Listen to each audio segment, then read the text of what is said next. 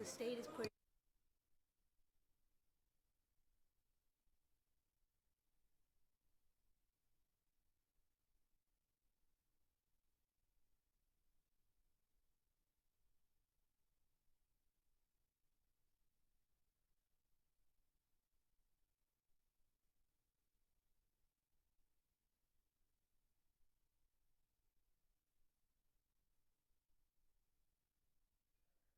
All right, good evening, everyone. Alexis, would you be willing to lead us in the Pledge of Allegiance? Thank you.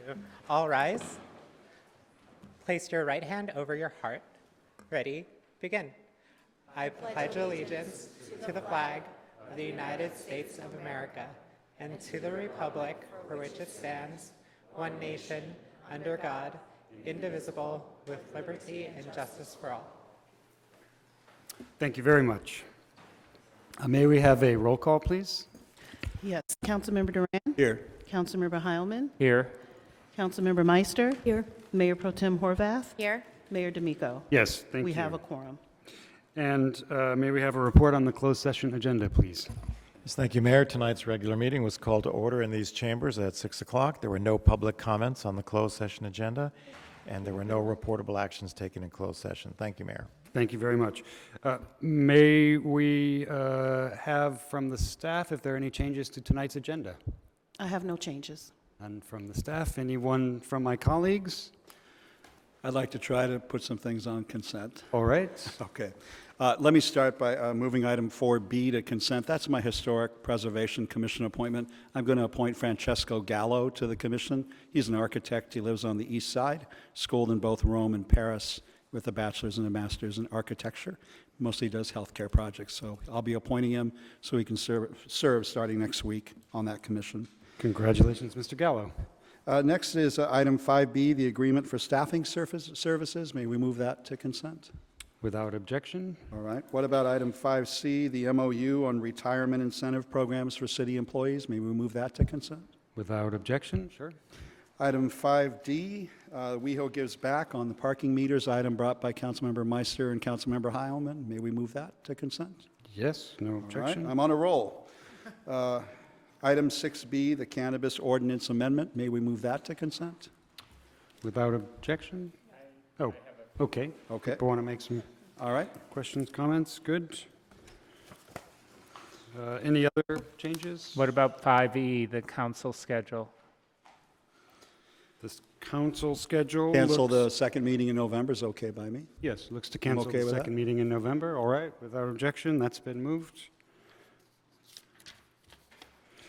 And there's been a change to item 6A issued by staff, but is there any objection to moving that to consent? The change was some language both highlighting the change in the ordinance itself and additional clarification about where and how trees would be planted. I just got those changes tonight, so I haven't had a chance to look at it. Okay. Can we hold that? And if I do look at it and have no objections, I'm open to moving it later to consent. That would be great. And then I wanted to ask my colleagues about item 3A, which is a zone text amendment regarding dwelling unit clarification. I think there are some, for myself, some unanswered questions and some additional information we may wish to have included in this. I wonder about moving this, tabling this to a date certain, perhaps the first meeting in December. I'd second that. Seconded, all right. I'm okay with that. I do think this has been going on for a while, and we need to try to resolve it, but I think it is prudent for us to wait until we have an ordinance that we feel is the best ordinance we can have. So. Okay, so that also will be moved, tabled until December 4th, I believe, 2nd. Whatever the first Monday is, that's when you hear that. That's item 3A. I'll move the agenda as amended. All right, it's been moved by Councilmember Duran, second by Councilmember Heilman. If anyone is signed up to speak for 3A, can they speak during public comment if they can't wait until when it comes back? Is that okay? Sorry, I'm fixing my technology. Yes, if anyone wishes to speak, came to speak on that, you can sign up during public comment, and we'll be happy to listen to you about that item. And then when we do take it up in December, you're welcome to speak again when that item is agendized again. Do we have any adjournment motions this evening? Please. Thank you. I'd like to adjourn in the memory of Robert Forster. Robert Forster was a longtime West Hollywood resident. He was also an Oscar-nominated actor who was well known for his performances in Quentin Tarantino's Jackie Brown, Psycho, Mulholland Drive, Charlie's Angels, and Twin Peaks. He was well known locally as one of a group of actors who hung out at the Silver Spoon restaurant before it closed in 2011, and more recently he became a regular figure at Marco's. He was 78, and he will be missed. Thank you. Mayor, I actually do have two adjournment requests. I apologize, I just realized. Please. Two of my family members have died in the past 2 weeks. My great-uncle, Ed Baca, in Las Cruces, New Mexico, who I went to visit a few weeks ago, passed last week at the age of 95. He's a World War II veteran and a really important part of our family, and he will be missed. He's survived by his wife, Carolina Baca, and the Baca girls in Las Cruces, New Mexico. And then, sadly, over the weekend, my cousin Mark Gutierrez passed away of cancer, pancreatic cancer. He leaves behind all my cousins. My aunt in Anaheim, California, I'd ask that we adjourn in his name as well. Without objection. Lindsay or John? Yes, I have a request that we adjourn in memory of John Pereira Javier. John Pereira Javier was the father of West Hollywood resident Michael Javier. He was born in Maui, Hawaii, and raised on the Big Island of Hawaii. His family will cherish all of the unforgettable memories they shared, and he will be greatly missed. And I would request that we adjourn in his memory. I'd like to adjourn tonight in memory of Dominica Mamie Lunn, who was the mother of our city's PIO officer, Sherry Lunn. And she, it was described as a feisty, salty, strong Italian matriarch. And so she will very much be missed by her husband, her 3 children, and her granddogs. And so we extend our sincerest condolences to Sherry in this difficult time. Thank you very much. Now we'll turn to presentations. Why don't I start, and then Mayor Pro Tem Horvath, you can take over after that. So today we are kicking off Transgender Awareness Month, and I know my appointee to the Transgender Advisory Board is here in the audience, as well as a couple others, and the city of West Hollywood has historically been a passionate supporter of the transgender community and has been on the forefront of transgender rights by developing the first Transgender Advisory Board and Transgender Memorial to honor victims of transgender hate crimes. We also had the first mural installed in a public building in our city hall, and also on November 20th, annually, the city of West Hollywood joins in the worldwide observation of Transgender Day of Remembrance, a day which memorializes those who have lost their lives because of anti-transgender hatred and prejudice and violence, with a march and an evening performance and reading of the victims' names that have fallen due to transgender hate crimes. It's an extraordinary evening of love and awareness, and I invite everyone to come on November 20th to our city's annual event. The city has increased the visibility of the transgender community by holding a Trans Visibility Day, sending the board to Washington, D.C. this year to participate in a conversation with representatives and march in the Trans March in Washington, D.C. This year, the city of West Hollywood will continue to provide employment resources and business outreach, and will produce events which highlight the local transgender community. If members of the transgender community would like to come up and receive this proclamation, our whole city council will join you for a photo-taking session. Thank you.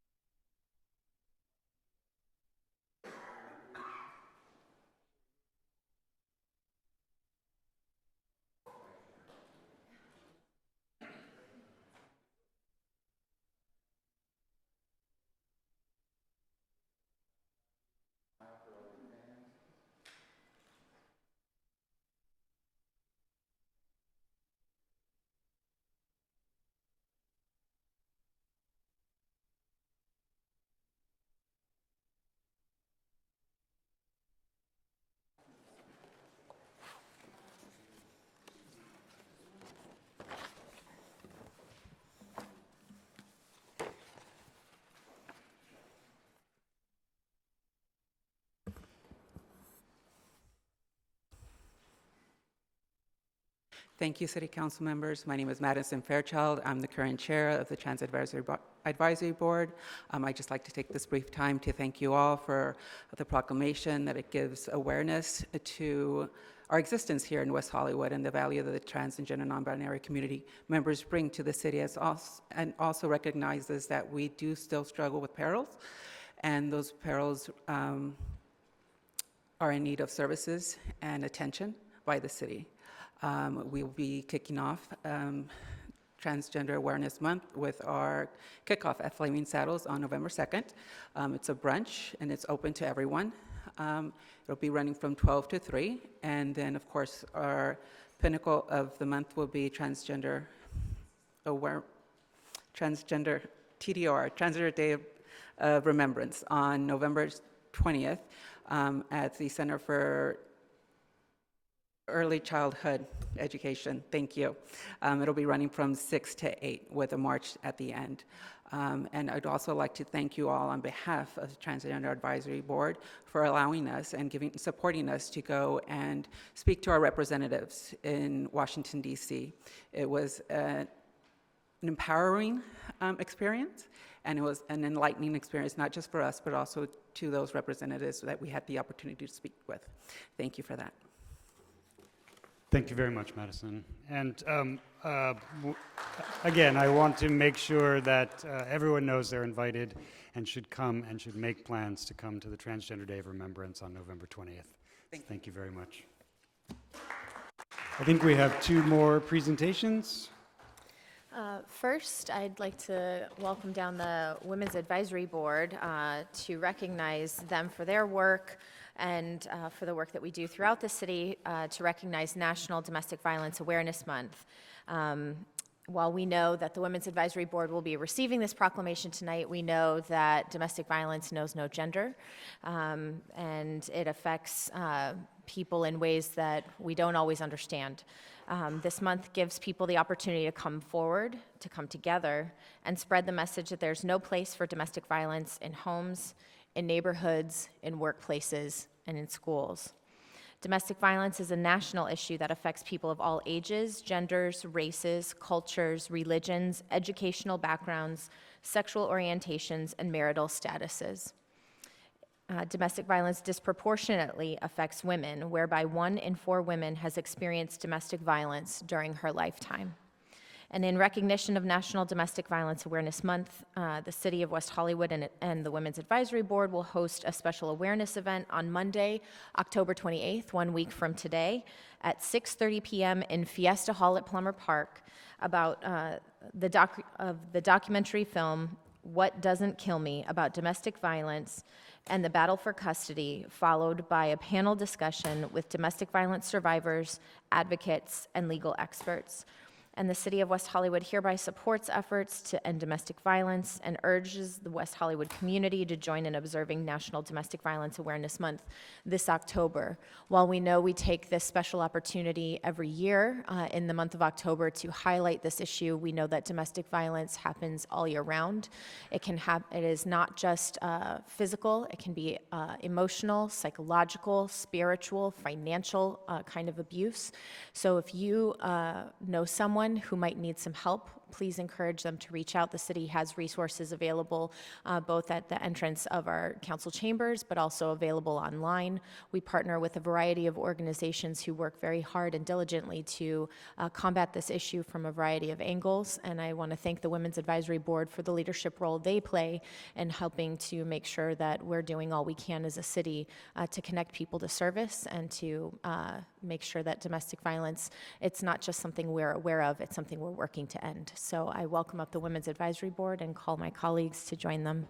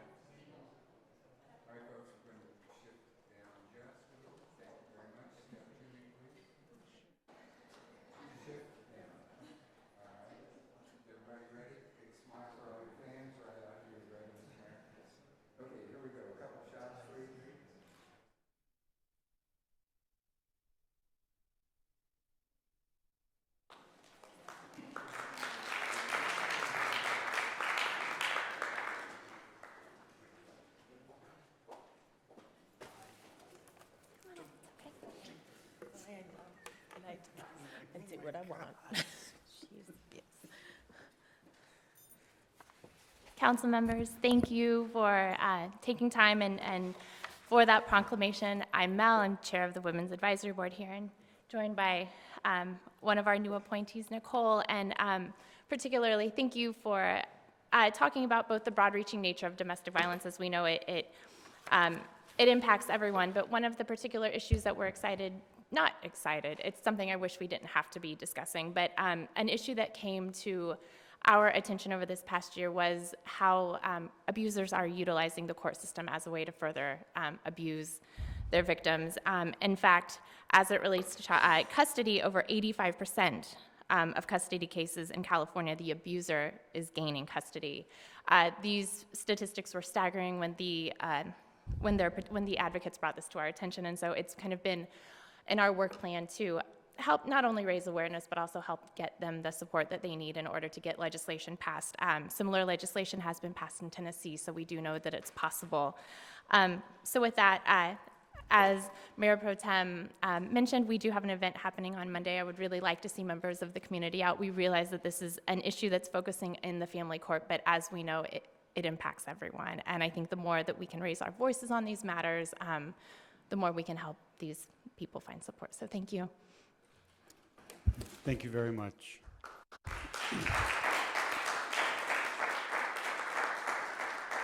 Mayor, my apology. May I add one more adjournment request, please? Last week, Brianna B.B. Hill was the 22nd trans woman of color to be murdered in the United States in Kansas City. She was 30 years old. And I think in recognition of Transgender Awareness Month, it'd be nice for her family to get recognition from the community of West Hollywood. Thank you.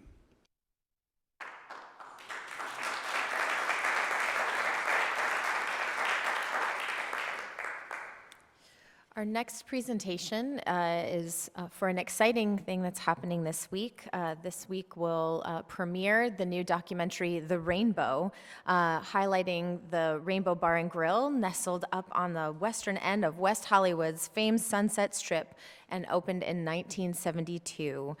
The Rainbow quickly became a hangout for celebrities of all types, especially rock musicians, and helped further the reputation of the Sunset Strip as a destination for live music. The documentary film is going to premiere this Wednesday evening at 7:30, which is very exciting. It will be made available to the public the following Tuesday, October 29th, so you'll be able to download it and watch it right in your own home, which is very exciting. It tells the story, the history, and the story of not only the Rainbow, but the culture that happened at the Whiskey and all over the Sunset Strip that continues to be supported by the famed and wonderful Magliari family.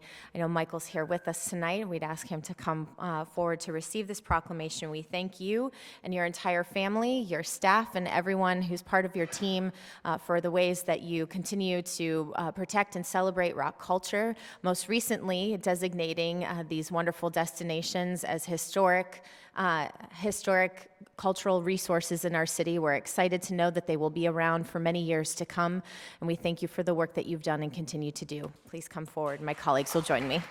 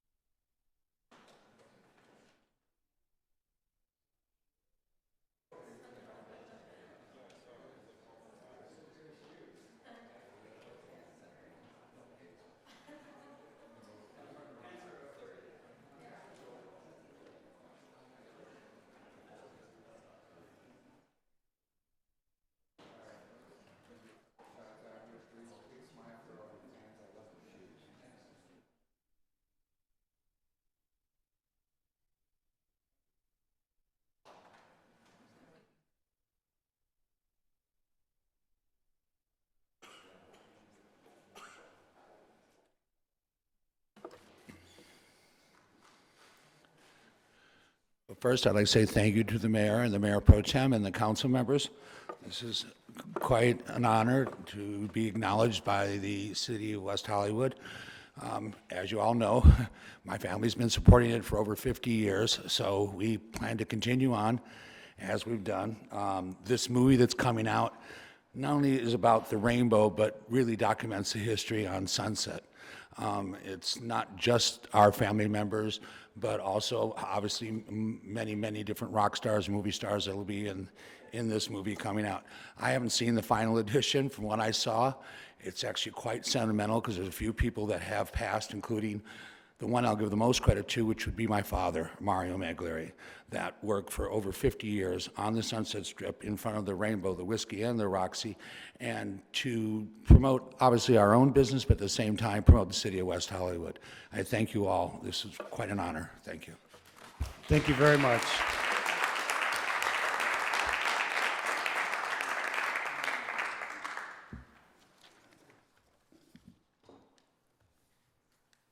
All right, and we have two outgoing commissioners and advisory board members. Is Brandon Milan here? I don't know if Brandon made it. And Drian, still here? There you are in the front now. I thought you were in the back before. So we have a plaque thanking you for your 10 years of extraordinary service on the Transgender Advisory Board. It's pretty remarkable. You all want to come down and-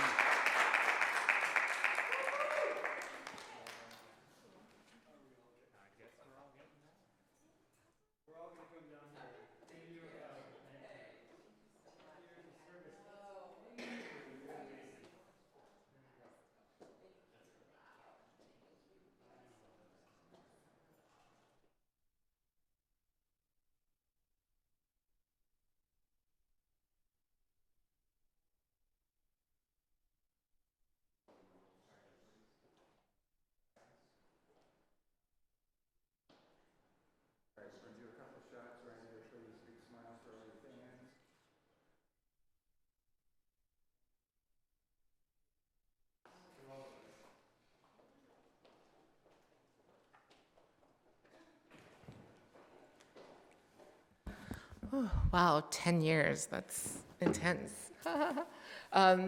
I, don't even know how to put into words how much the city of West Hollywood has meant to me. This was really the first time I became engaged in my local government, felt empowered enough to do that, felt safe enough to do that, and the support that the city has given what first started off as a task force by Shirley Bushnell, and then later became a board, was just really profound, and I think really made an impact nationally and really made other cities take note of what happens when we come together as a community and the power that we have when all of our voices are lifted up. And so this is incredible. I am so honored and humbled, and thank you from the bottom of my heart to all of the city council members, but also the staff who has supported all of our events. Bonnie, who was just an angel and was ready to do everything and anything. It has been such an incredible journey.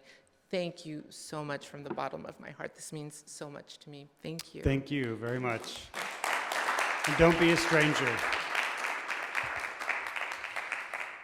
All right, now we will move to public comment. The City Council values your comments. However, pursuant to the Brown Act, we, the City Council, cannot take action on items not listed on the posted agenda. The public comment period is limited to 20 minutes, with 2 minutes allotted for each speaker. It looks like we don't have too many speakers, and we do have a couple that wish to speak on the item we tabled, and thank you, City Clerk, for putting them up first. So we'll hear from Anthony Vulin and then Tanner Brown, and after that, Alexis Sanchez. Hi, good evening. I'm speaking tonight because I will not be available December 2nd, but my name is Anthony Vulin. I'm the owner of the Collective Realty. I'm here also as a director for the Greater Los Angeles Association of Realtors, and speaking mostly tonight as a homeowner in the city of West Hollywood. So I'm speaking against the proposal to restrict rental terms to be 1 year or more only. As a homeowner, there are many reasons why a homeowner may need to rent a home out for less than a year. Today, I spoke to 6 different property managers and HOA presidents. All of them agreed that there are many reasons why a homeowner would need to rent their home out for less than a year, and that's caused no problems within any of their buildings. Number one, medical reasons come up. It could be a medical reason for themselves. One of my really good friends, who's my age, got cancer and had to move out of his home to live with his family for 6 months, and he was not able to work, and he wasn't able to pay for his mortgage, and he was embarrassed to call me to say, "Can you help me?" And I was able to help him rent his unit out for a few months while he was away to help him keep his home. Number two, not as dramatic, but renovations. People are doing renovations in their home all the time and need to leave for a few months and find somewhere to rent. I had a client who needed to rent somewhere close in West Hollywood because her child was going to school in the area. She couldn't afford to rent a hotel. As you know, they're very expensive, but she was able to find a condo for 3 months that helped her stay very close and keep her kid close to school. Many people in West Hollywood are working abroad, and a lot of times they have to relocate for a few months, and the only way as well they can keep their home is to be able to rent it out for a few months. Also, another association president said that he's seen 3 people in his building who had financial needs who had to leave and rent their condo out in order to save it, and they were all for less than a year, and they were able to save their condo and end up coming back. So I ask you to please consider this between now and December 2nd. At the bare minimum, please allow condo and homeowners to be able to rent their homes for less than a year. Thank you so much. Thank you very much, Anthony. Tanner Brown, to be followed by Alexis Sanchez. Good evening. I'm a realtor here in West Hollywood at the Collective and a member of the Greater Los Angeles Association of Realtors. I was here tonight to speak on the table item 3A, but I wanted to first start off by saying thank you to the mayor, Mayor Pro Temp, and all the council members and staff, because the last time I was up here, I spoke of the crucial rent back option that would have been affected by the prior language in the zone text amendment. The rent back exception in regards to single family homes and condos that has been added is very much appreciated. But the language that has been added to include all single-family homes and condos and all apartments would create an even larger problem. Short-term housing is needed in West Hollywood. Whether it's the woman renting a condo at 950 Kings for 6 months while her home is being remodeled due to flooding, or a couple who are transitioning from the East Coast to West Hollywood due to a job relocation and want to rent for a few months while they try to find a home to purchase. Short-term housing is crucial for home ownership. Many HOAs and landlords already restrict leases less than a year, so where is the data coming from saying that short-term housing is affecting the overall supply of housing? Tonight, I would have been asking you to reject item 3A and to request staff to look into the impact of what short-term housing has on the overall supply of housing. Thank you. Thank you very much, Tanner. Alexis Sanchez, and then Leon Masseth. Thank you. My name is Alexis Sanchez. I'm here representing the West Hollywood Project. I want to first and foremost thank you for your recognition of Transgender Awareness Month. I know the city is just a leader when it comes to empowering trans individuals, providing supportive services, and just creating these amazing community events where people can come and feel seen and feel safe. Along that vein, I also want to thank you for your co-sponsorship of Boom. It's my favorite event of the year. It's the best way to end a year and start a year, and I'll probably be here many more times talking about it in the lead up to it, so I won't spend too much time on that. But what I really wanted to take some time to talk about, the holidays are coming up. You know, when I first got sober, the period from Halloween until the end of the year, we called it the gauntlet, just because it feels like it's an event after an event that's all centered around drinking, where there's a lot of substances present. So if you're trying to navigate that, it can be really, really difficult. So I wanted to come with a message of harm reduction and just saying, you know, if you choose to binge drink, make sure you drink some water along with those drinks. And, you know, it's always great to use rideshare services and refrain from drinking and driving. If you choose to, you know, condoms and other sort of safe sex things are available. And I feel like West Hollywood's a leader in this because I can walk into almost any public building and find anything that I want. It's fantastic. But most importantly, we've started to see a rise in fatal overdoses. And I think especially this comes from fentanyl finding its way into pilled and powdered substances.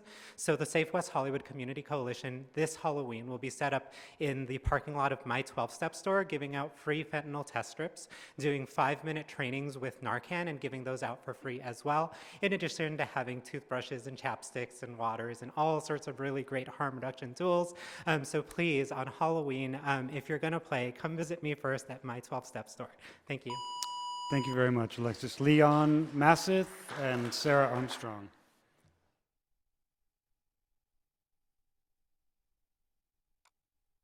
Hi, my name is Leon Massoth. I'd like you to know more about my organic plant nursery, Exotics Tropico, located for over 30 years at the corner of Fairfax and Willoughby.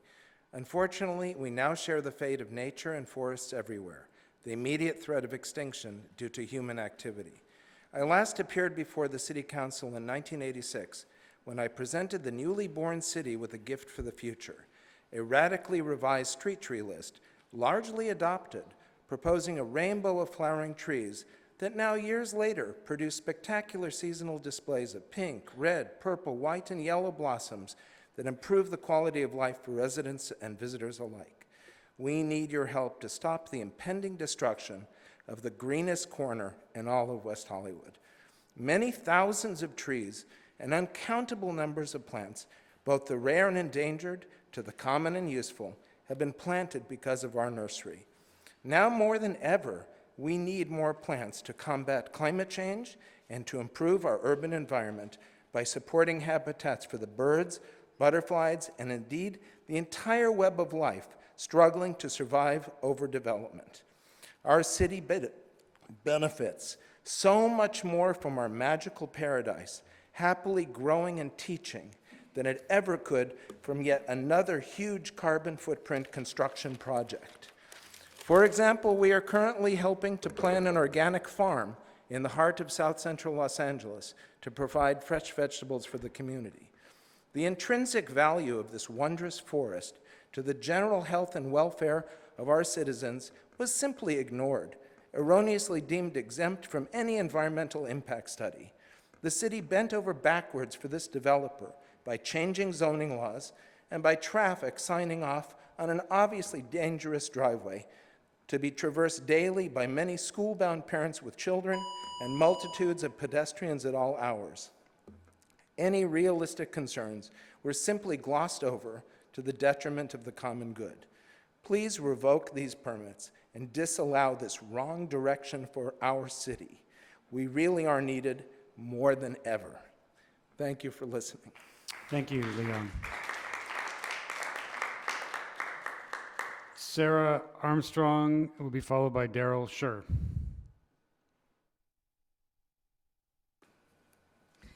Before I start, am I correct 6B has been moved to consent?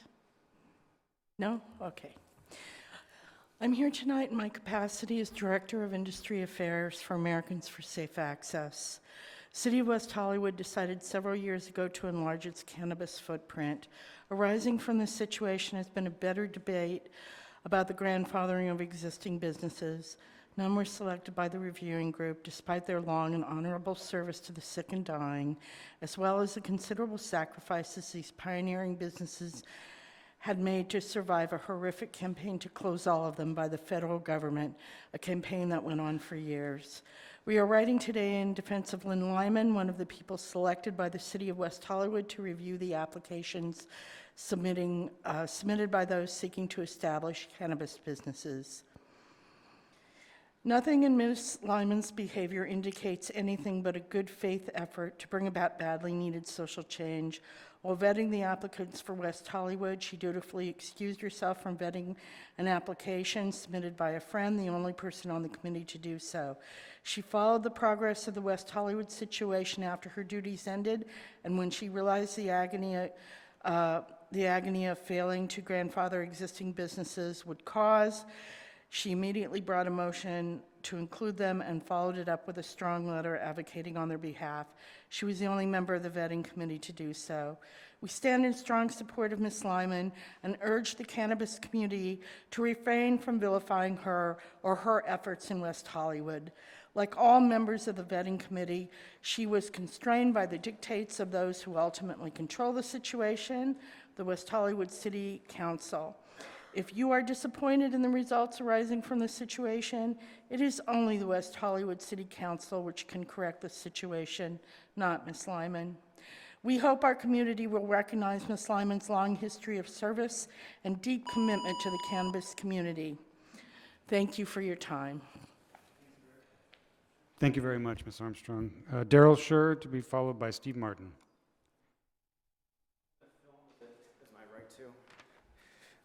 Thanks for letting me speak. I'm here because you have failed to serve the residents of West Hollywood. You are anti-bike lane, you are anti-scooters, and you're anti-business.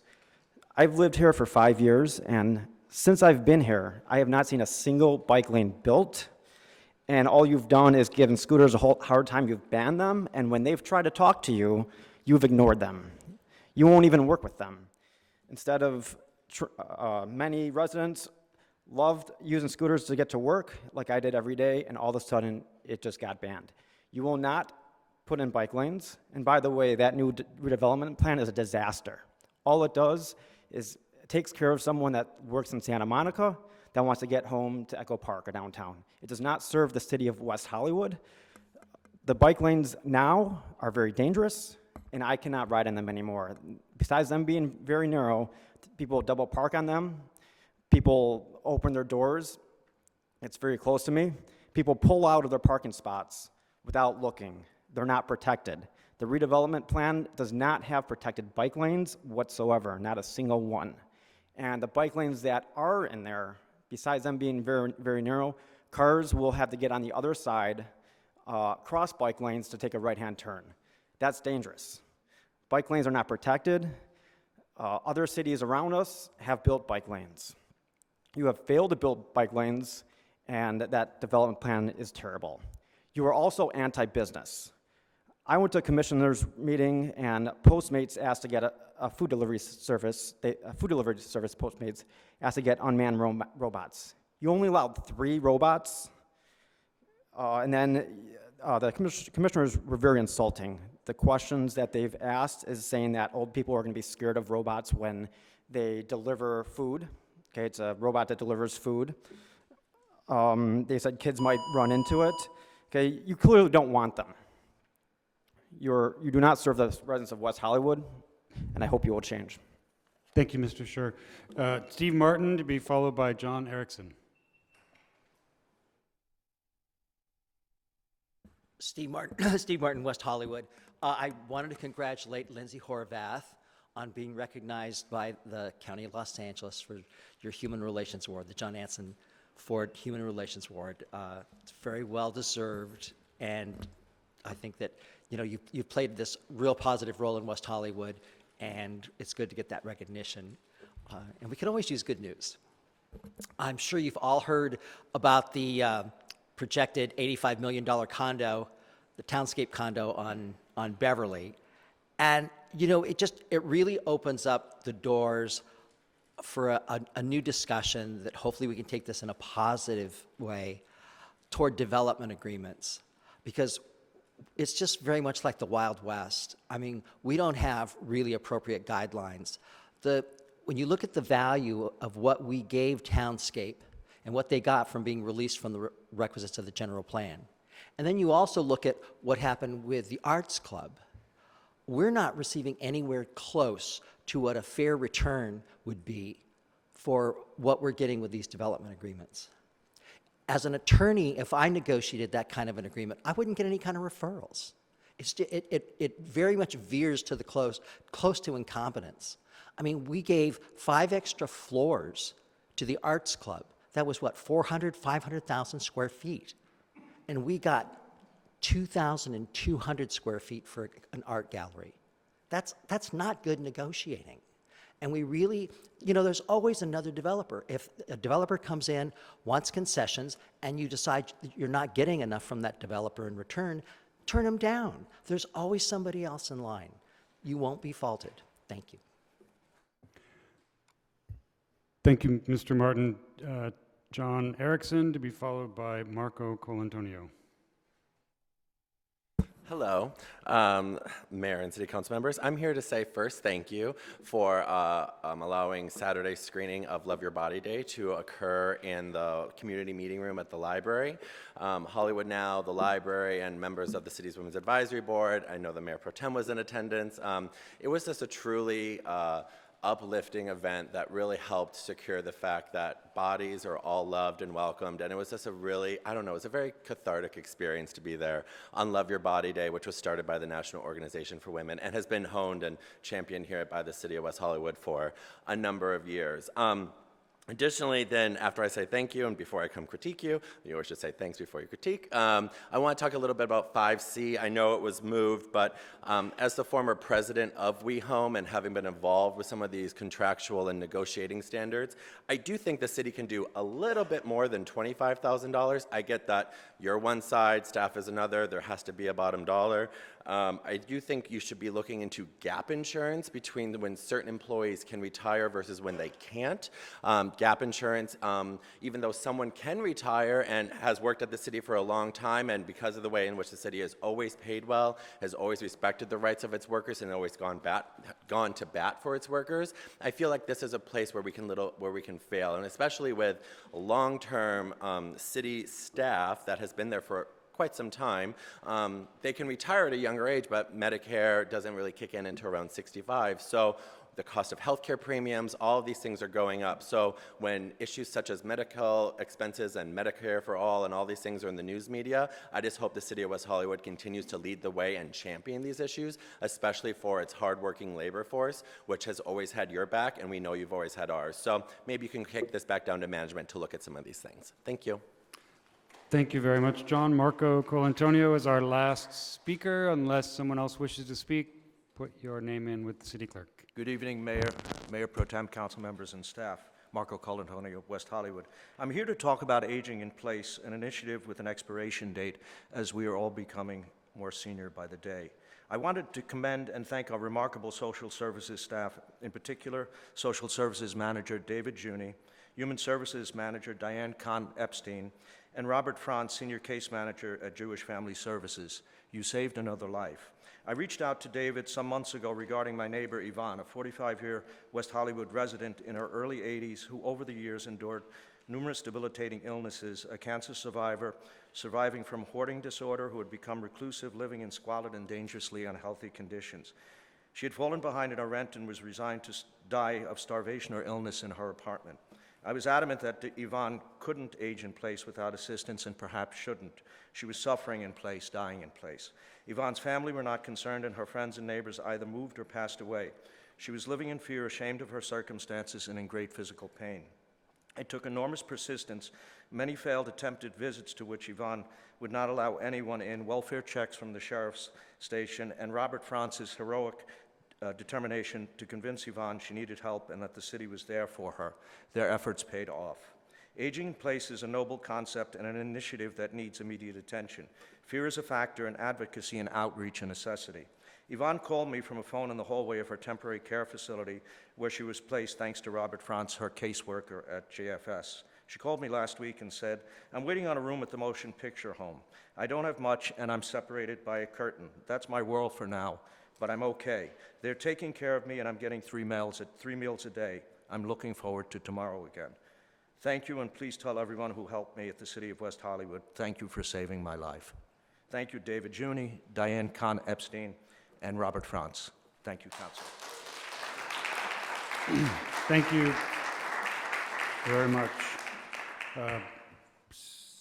Council member comments? Wish to begin? John, begin. Sure. I just have one brief comment, two brief comments, sorry. The gentleman who spoke about the development at Fairfax and Willoughby, that's not on our agenda tonight. I don't know what the status is, but I believe that there's somebody here from planning. who could answer questions in terms of the time frame for appeal and when or if that is coming before us. So if you could raise your hand there, he could explain what the process is if you're not aware. Okay. Secondly, I just wanted to give a shout out to AIDS Project Los Angeles and all of the people at AIDS Walk. Yesterday was the annual AIDS Walk. It was in downtown LA. The mayor and Mayor Pro Tem were there along with myself. And I know that there were lots of West Hollywood people there walking and participating, and many more who were volunteering. So I wanted to just give a shout out and a thank you to all of the people who made that event happen once again. All right, thank you. Councilmember Duran? Hi, Mayor. Yes, just a couple of quick comments. I wanted to thank all the members of the TAB for coming out and being willing to take the time away to go to Washington, D.C. I know that many years ago when the LGBT community, we first started lobbying on the Hill, when I was a young 20-something, I couldn't afford to go to Washington, D.C. And ECHO, an LGBT PAC in Orange County, paid for me to go, and it changed my life. And I'm just so happy that the city was able to fund TAB going to D.C., and there's no better spokesperson than speaking for oneself, and no better way to communicate to members of Congress than firsthand rather than thirdhand. So thank you for taking the time, making the sacrifice, getting away from family and friends to spend that time in D.C. You represent all of us when you do that, and we're really grateful for your work on the TAB. I think Michael Maglieri has left, and I know we have an item on the agenda tonight about the history of the Sunset Strip. And many times we think about the history of the Strip in terms of the last 50 years, from the rock and roll district of the Viper and the Rainbow and the Whiskey, and all the fun that happened up there with the Flower Children in the 60s and the 70s. And we completely forget that there was another 50 years of history before that. And I'm hoping I know what Francisco's here tonight, we're going to get into the Strip a little bit more detail, that we also not forget that from the 1920s to the 1970s, the very first drag show in Los Angeles happened on the Sunset Strip in the 1920s, in what would later become the Viper Room. And that the Viper Room is very important to the Strip. It historically has had many names. I remember when it was Filthy McNasty's, but before that it was the Melody Room, and before that it was the Cotton Club, and before that it was Club Bali.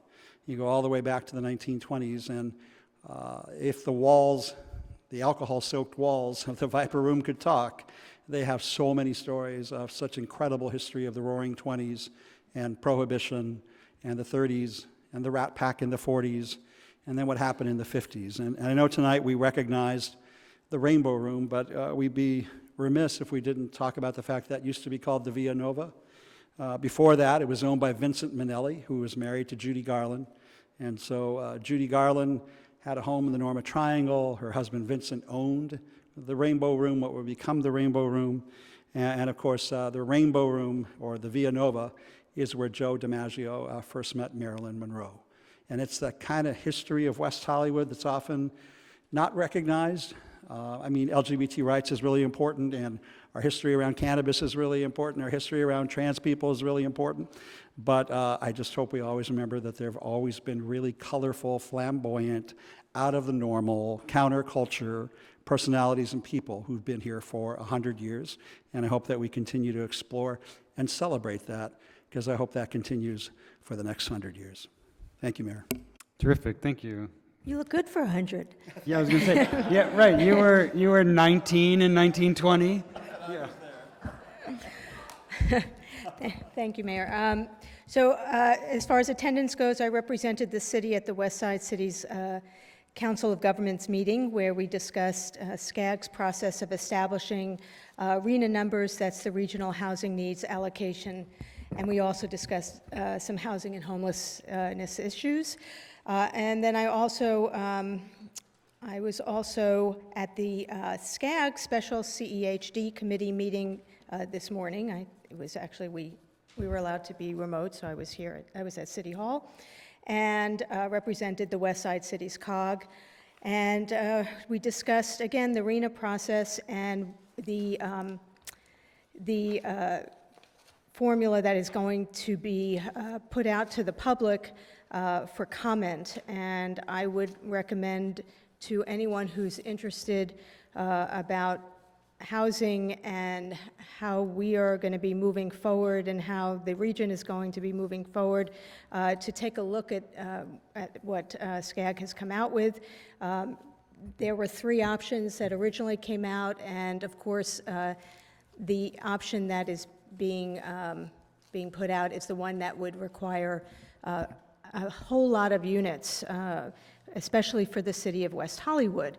And so I think that it will be important for the city to put this again on our agenda before the comment period closes.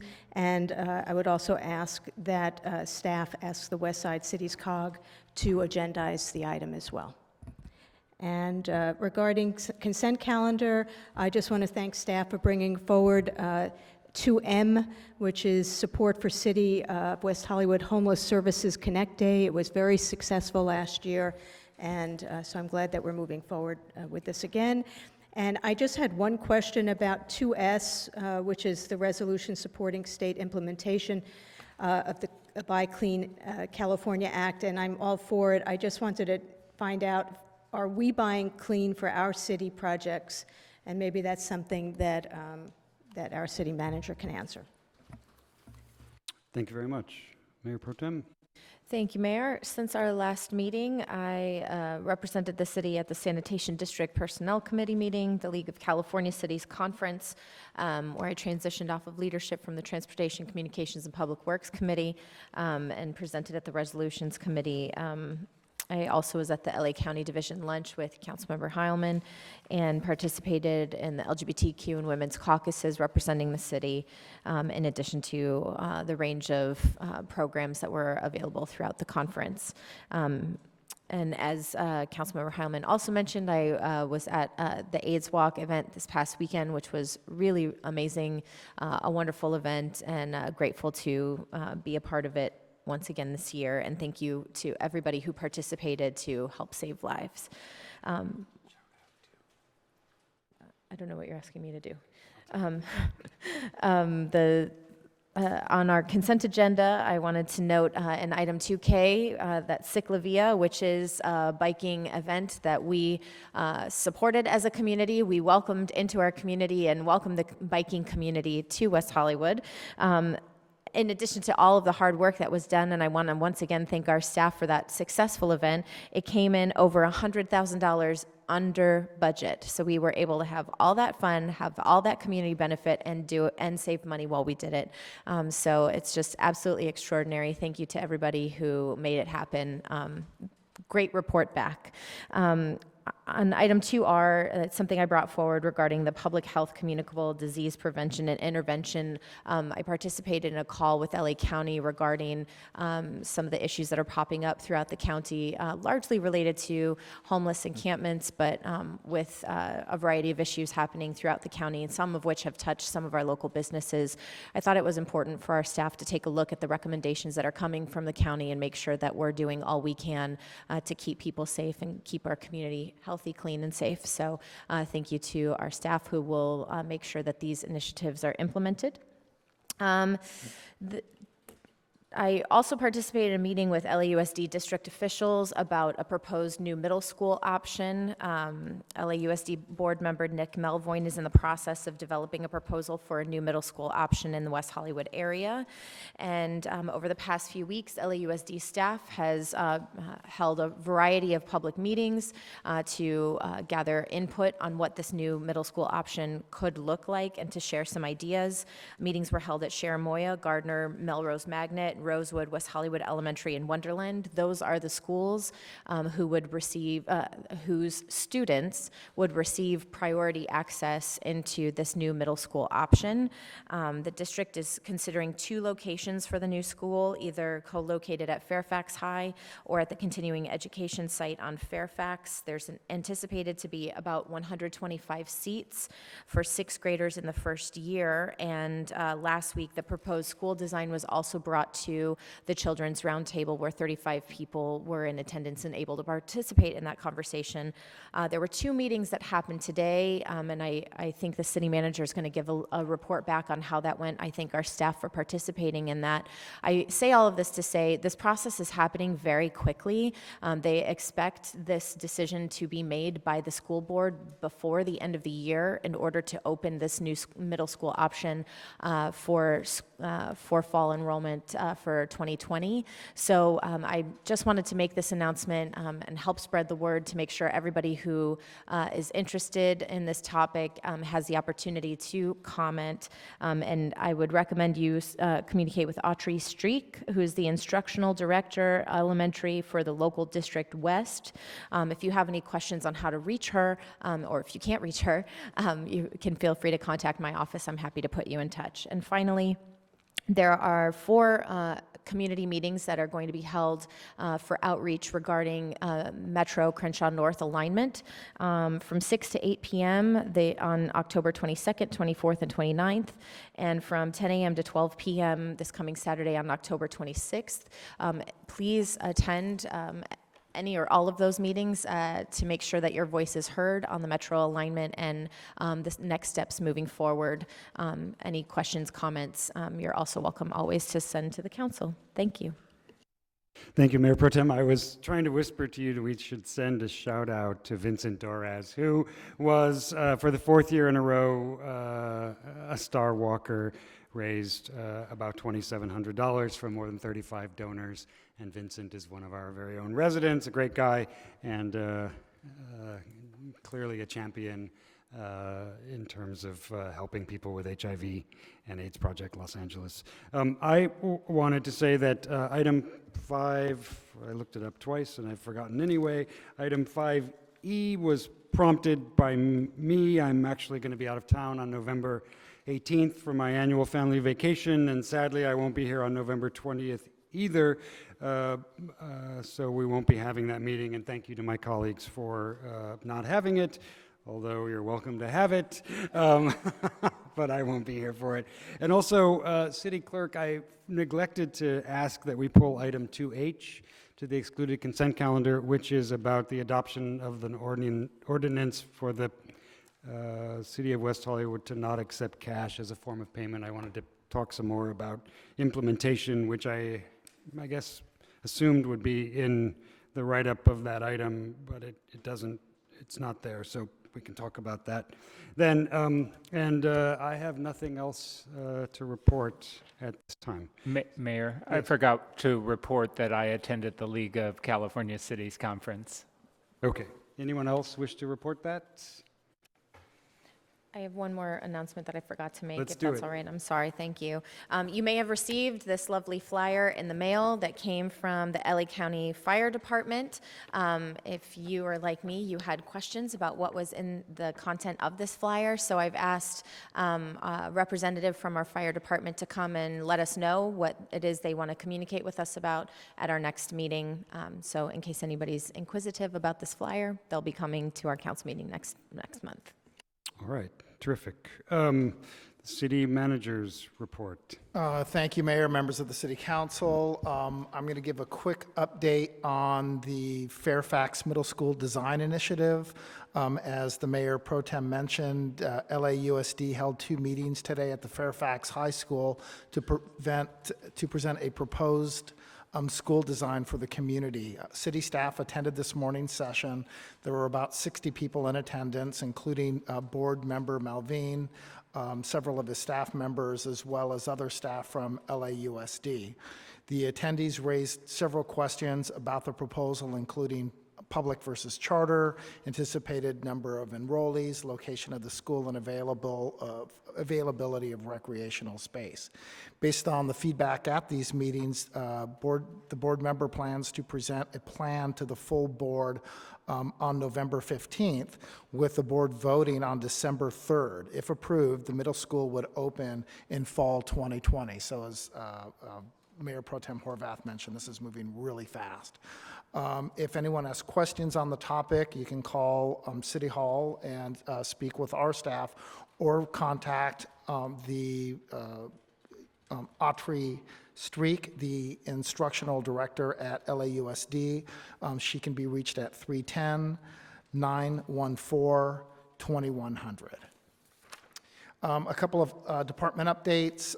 The City Manager's Department is launching Vision 2050. We have a public engagement portion of the vision is rolling out at the end of this month, and you'll see a number of surveys and pop-ups happening around the city. Building and Safety.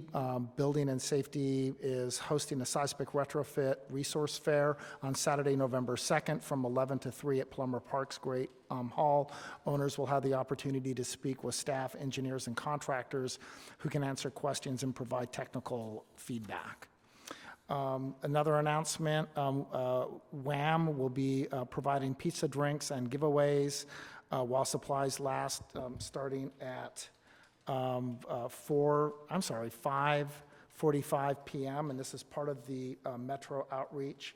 And I believe that is going to be Tuesday, October 29th from 6 to 8 at Rosewood Elementary School. The Communications Division or Department was honored with 2 awards for Public Relations Society of America, the Los Angeles chapter, one for the Citylide rebranding and the other for the city's cannabis educational video.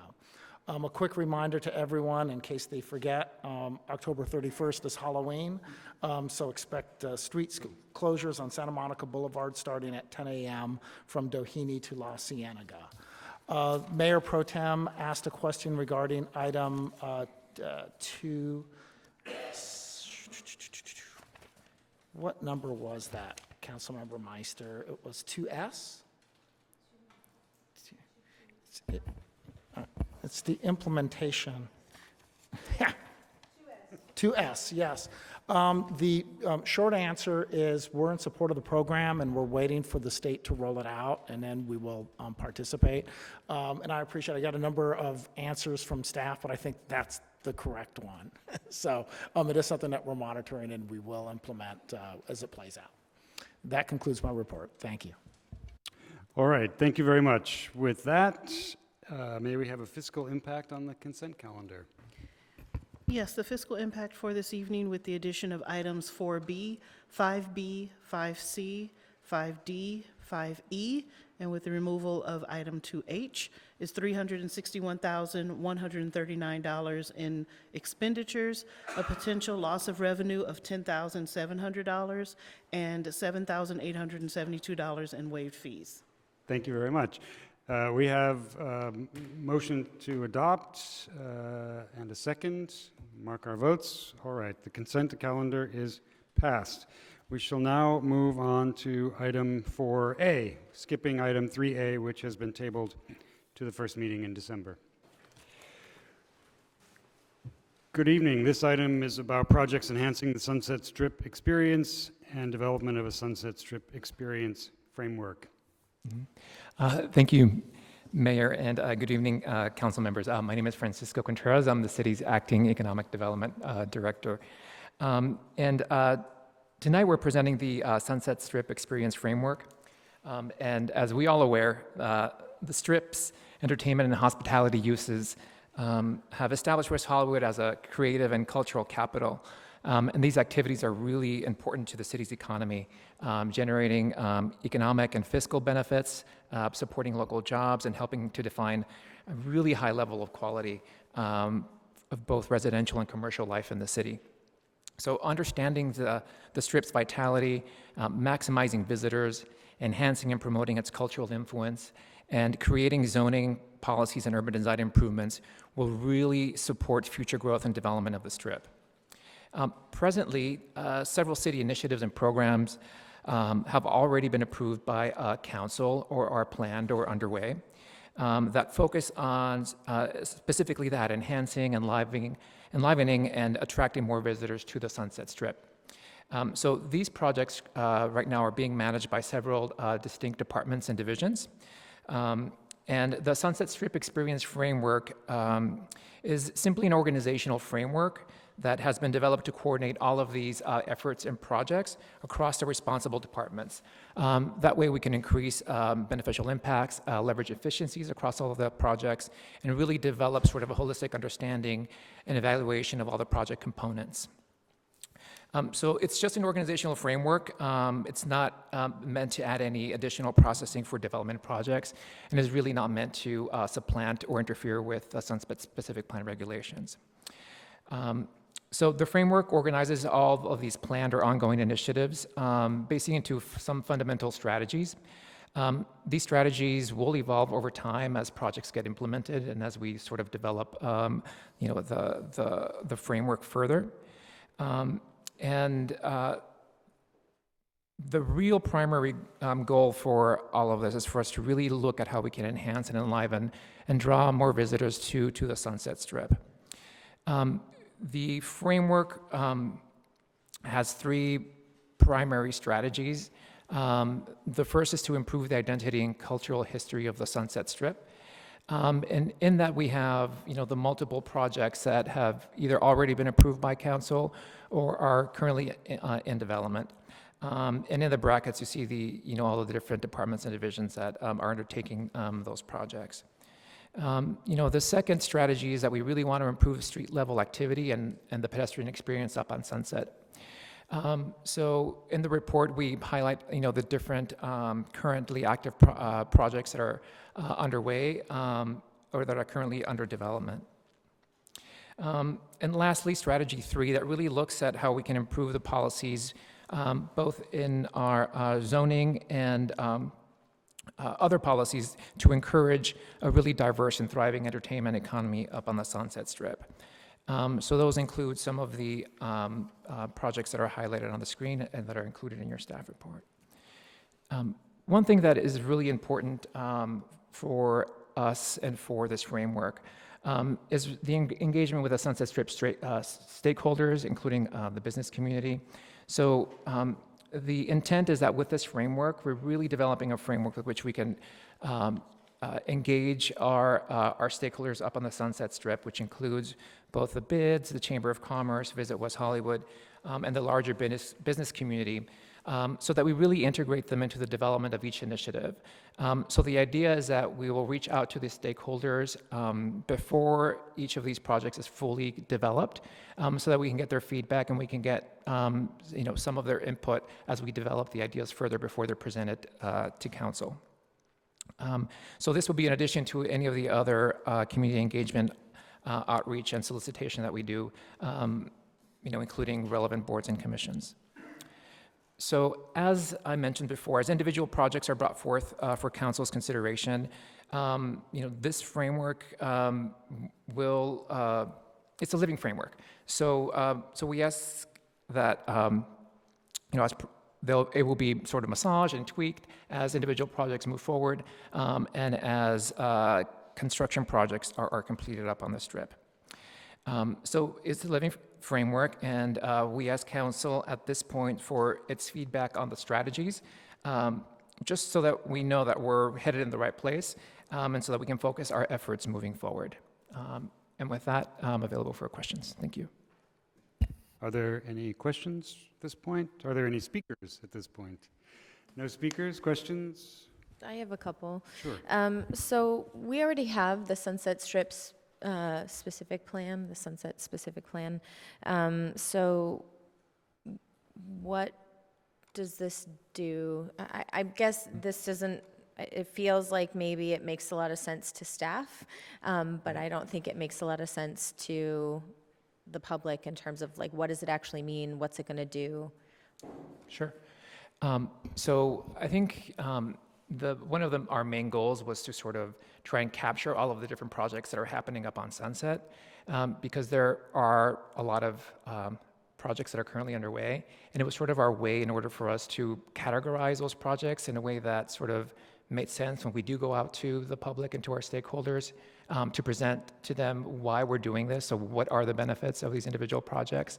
And so those are sort of like the main strategies that we've outlined. So, the strategies that we're trying to enhance the pedestrian experience. Well, here are all the projects that we are currently undertaking in order to get to that goal, to that aim. So it's really just that it's an organizational framework for us to then be able to better communicate to our stakeholders, but it doesn't replace any of the goals of any of the plans. Council member, I'd also like to add a little bit. The Sunset Specific Plan is a land use document that's primarily focused on the land use of private property and zoning regulations and what you can build. And as Francisco indicated, this framework we're talking about is all the different activities that we're doing up on Sunset, not just limited to land use activities and zoning, but it's also talking about things that we're doing in the street right-of-way, what we're doing with signage, what we're doing in a variety of areas, not just land use. So that's why we're not really addressing the zoning component of the specific plan at this moment in time. We're addressing parts of it, but not completely. So hopefully that clarifies it a little bit. I guess, so this is a process for how you're organizing it to talk to the community? Because the projects have already, if by projects you mean the developments, most of the ones that you've listed have already been approved. Or are moving forward. So I guess I'm just not sure what this is supposed to apply to. Okay, so yeah, it's like I mentioned, sort of an organizational framework and it's maybe meant more internally and externally. So the idea that as new projects come in or as new projects are approved, or as new, say, economic development or business development projects are approved by council, we can sort of plug them into the framework, just so that we know what the goal is and where they fit, just so that we know that we're hopefully getting to those goals, to that higher aim, and that's basically it. The other advantage of this too is it's very similar to the Smart City Master Plan that we had put together a couple of years ago, is where we have a variety of departments and divisions in the city working in a particular area, but there isn't a consolidated conversation about what we're doing. And this document tries to pull that together. And I think as you rightly pointed out, a number of these items have been addressed and have been approved, and they're in the implementation stage. But as we heard over the weekend from some of the council members, and as we also heard from a number of the businesses today when we presented it at the Business Improvement District, is that while we're doing a lot of things here, there's still a lot of things we're not doing. And this really kind of gives us an opportunity that we say, here's everything we're doing. Here's kind of like these neat little silos that we have it in. What are some of the gaps in our logic? What are some of the gaps in our implementation? And this just helps us flesh that out more. Member Meister? Thank you. I don't have any questions, but I do have some comments. First of all, one of the things that you talk about as a goal is to improve street level activity and pedestrian activity. I think you referred to it as, at least in the previous report from the last meeting, as placemaking. And I think you really need to then include the Urban Design Studio division. It seems like they were not included in this list, and I think that's going to be a really important division to include, because one of the goals is placemaking and visual appeal. So I would appreciate if you include them in that group. Also, if the primary goal is, to me, the primary goal is venues, because if we don't have venues on the Sunset Strip, there's no reason for them to come, except for hotels. And even that will prevent people from going to our hotels if they don't have places to go to be able to walk to.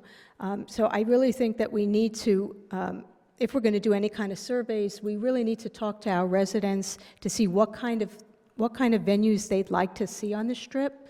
And especially if you're going to be talking about zone text amendments about amplified music. If you don't have resident sign-on on that, it's not going to go very far. And then I just want to make sure that if there is a steering committee that is put together, that we do include residents. I mean, I just remember when the city did the general plan, the steering committee did not include any representatives of residents associations, and that I thought was really not a good idea. So I hope that you will include the Residents Association, not only to the north, but also to the south.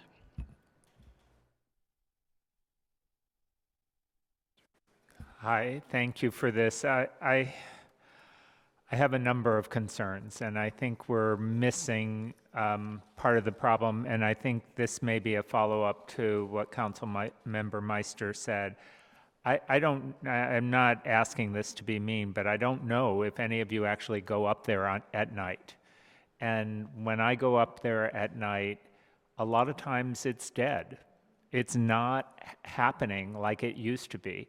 And that is the real problem here. You can put all the signs you want.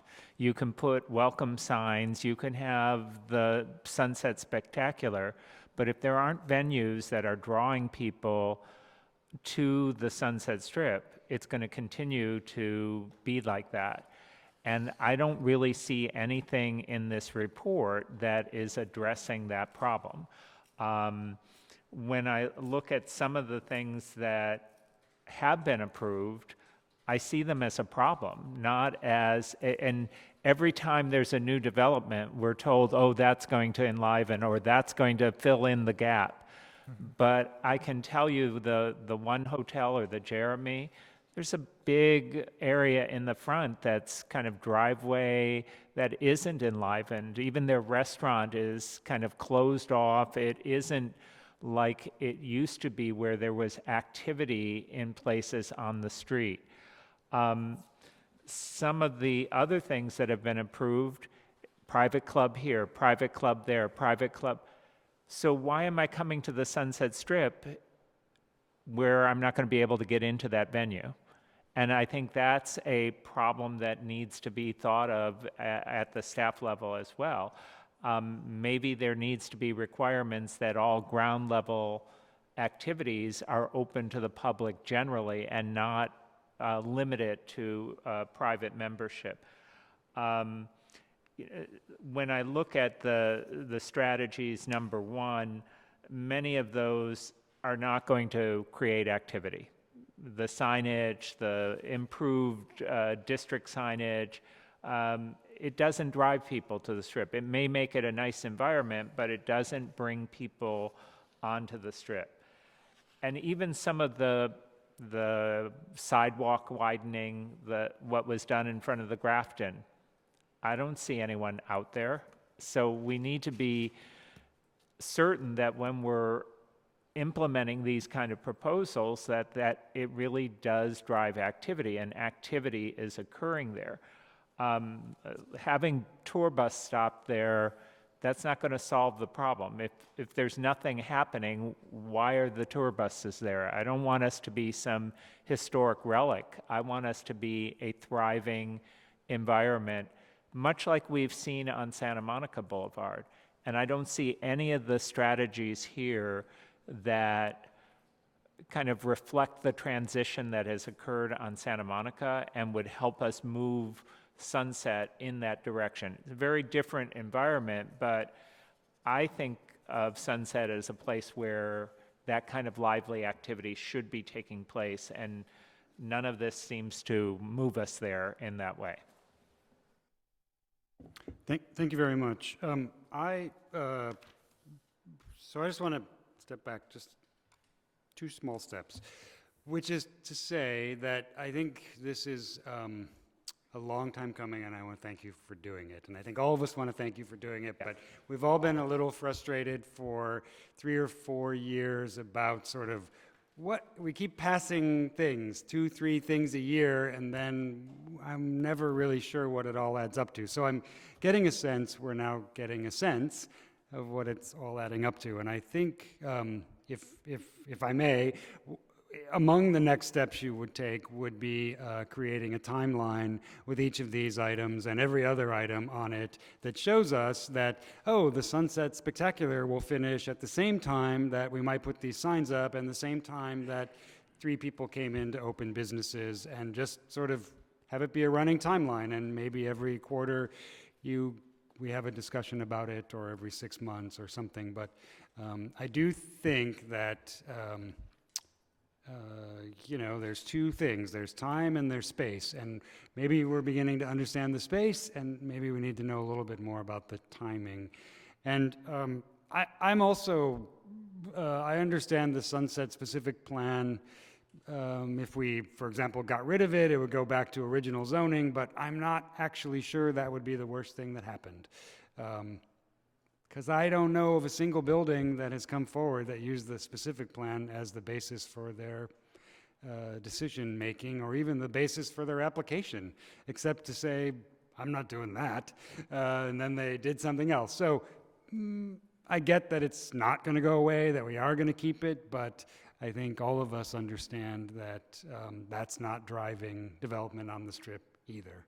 And it's not stopping it, but it's just happens to sort of exist. And I would say that in terms of item strategy number 3, which I think gets the closest to beginning to talk about how to drive new businesses, it just seems like maybe there just needs to be strategy number 4, which is all in on new businesses that attract people to the city. And, just make that case. And I don't know what it's like to open a small business. I've never opened one, so I can't really tell you what it's like. But I can't believe that people don't want to open a small business on one of the most famous boulevards in America. And for some reason, there's a disconnect. And I don't know if that's at the staff level, at the council level, at the city manager level, at the Chamber of Commerce level, at the existing owner, property owner level. But if people are opening businesses on Pico, why aren't they opening them on the Sunset Strip, right? I mean, I think we just know that there has to be something, some connection that isn't made. And so I would be interested, and I think for me, the kinds of things that I have been advocating for over the past 5 years have been about that very idea, trying to figure out what set of things or thing would help to motivate some new businesses that attract people to experience the Strip as a location that might have some memory of its history, or might be a totally new use that we don't know so much about. So I appreciate this. I think we're heading in the right direction, but I do think that understanding how this is going to roll out over time, and understanding how important it is to get more people there is maybe needs to lead this conversation for the next 6 months, potentially. Councilmember Duran? Thank you, Mayor. I want to join the conversation. My point of view is a little different than what my colleagues have said so far. I don't consider this to be a gospel. I don't consider this to be a planning document, and I think staff has come up with the word framework to suggest that it's pliable, it's flexible, it's loose.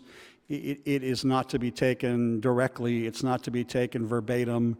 I don't think it requires task force. I don't think it requires committees. I don't think it requires any of the typical government solutions that people try to impose. What has worked historically in this area, it's an entertainment district. And we as the city, we have no skin in the game. Our residents, they have no skin in the game. It takes people who have capital to come in with investors and create nighttime activity that then government ends up regulating to protect those residents, not the other way around. Historically, when the residents chime in this area, their first reaction is stop the cruising, stop the noise. We don't want too many people out there. We don't want too much traffic. We don't. And that is the problem, is we get down to the lowest common denominator, and then any creativity, anything that would possibly attract people to the Strip, anything that would be exciting or novel or innovative gets squelched by local government trying to exert too much authority over the creative process. So I actually think that we need to turn this entire concept on its head, and instead of thinking that government, meaning City Hall and City Hall staff, are going to come up with the solutions, or panels of residents who don't have any capital or investment or skin in the game in the first place, it's got to come from the business community, from the chamber, from the creative industries that exist, from Hollywood, from the music industry, from people who are involved in the places where the internet and music and entertainment all intersect. I mean, what has happened in the history of the Sunset Strip, it comes and it goes in cycles and waves. There's great bursts of energy, and then there's demise. And then there's energy, and then there's demise. And every 15 years or so, the Strip ends up recreating itself. What's different this time is now we have 35 years of a city being involved in what was once untouchable by the county. The county really didn't involve itself in what was happening up on the Strip. It didn't police it as ferociously as the LAPD was policing other areas of town. And out of that, I don't want to say neglect, but out of that inattention came a whole lot of memorable clubs and venues and dance and creativity of the human spirit. And I think, if anything, and I think staff identified in this report, it is music that is the common thread on the Sunset Strip, much more so than movie making or television. It is music and the way that music interacts with nightlife and people that will bring the crowds that we're all envisioning. And I think historically we've been thinking about venues, and the only reason I think that the venues continue to exist is because they're family-owned buildings, the Magliaris being one that we recognize tonight, and the Adlers, and they've managed to protect their businesses. But if we ever lost that clump of rock and roll businesses there at San Vicente and Sunset, the entire western end would fall apart. So I think that in terms of looking at this, we should wear this concept like a loose piece of clothing rather than trying to put too much structure on it. I think too much structure is what's leading to our inability to get anything moving and going. And rather than thinking about structure and committee and task force and regulation to start, I mean, that will all come later. I think we instead need to look at those people who put on music festivals, who would possibly want to do something on New Year's Eve, who'd want to bring festivals up to the Strip and have us shut down the Strip from time to time periodically to enhance the experience like we tried to do with the Sunset Strip Music Festival. And then the five of us are going to have to be prepared to show a little backbone when people get angry about the crowds and the noise and the traffic and the people up there say, this is the Strip. And so I think instead of looking at developing neighborhood-serving businesses, that's not what's going to bring the Strip back to its glamour days. I think that instead of that, we need to start thinking outside of the box with more pop-ups, more creativity, and going to those industries that I think can help reinvigorate the Strip, and learning how to say yes instead of coming up with ways to say no. So my point of view is just a little bit different, and I think we're trying to put the cart before the horse, and we can do that, but I think we'll be in the exact same spot 1 year from now where we are today. Thank you. Thank you, Councilmember Duran. Mayor Pro Tem? I actually agree with a lot of what Councilmember Duran said. I think that we need to be going to industry businesses to get their ideas and their feedback, just anecdotally and no sort of scientific way. I've met with businesses who are incubating in WeWork spaces who would love to be up on the Sunset Strip, but the length of term of a lease is one thing that prevents them from going into a space. So as Councilmember Duran said, pop-ups are, and making those spaces available to that kind of creative business, not for an extended extended period of time, but that sort of changeover is really sort of what's keeping things exciting right now. I guess that's where a lot of my questions came from. If we're talking about sort of in sort of the smart cities plan idea where there's this bigger idea, I think what this looks like to me is the collection of what we've done or are doing. It's missing the big idea. It's not a map of where to go. It's sort of here are the pieces that have filled in, and it doesn't give that big vision for what should happen there. And I would be concerned if we got too cemented into something, and I guess that's what I'm resisting in seeing this is I don't want to get married to the contents of what's here and then miss out on the big idea opportunity because this isn't the big vision that we're looking for. So I think the activity that we have right now on Sunset, I don't think it's completely dead. I think a lot of the activity has been forced inside. So there are, our hotels are very busy. We know that from the reports that they give us. So there are people up there doing things. We just aren't seeing them. And it seems like it's by design because we've, quieted down the strip or made people go inside for whatever reasons. If we want to reverse that trend, we certainly can.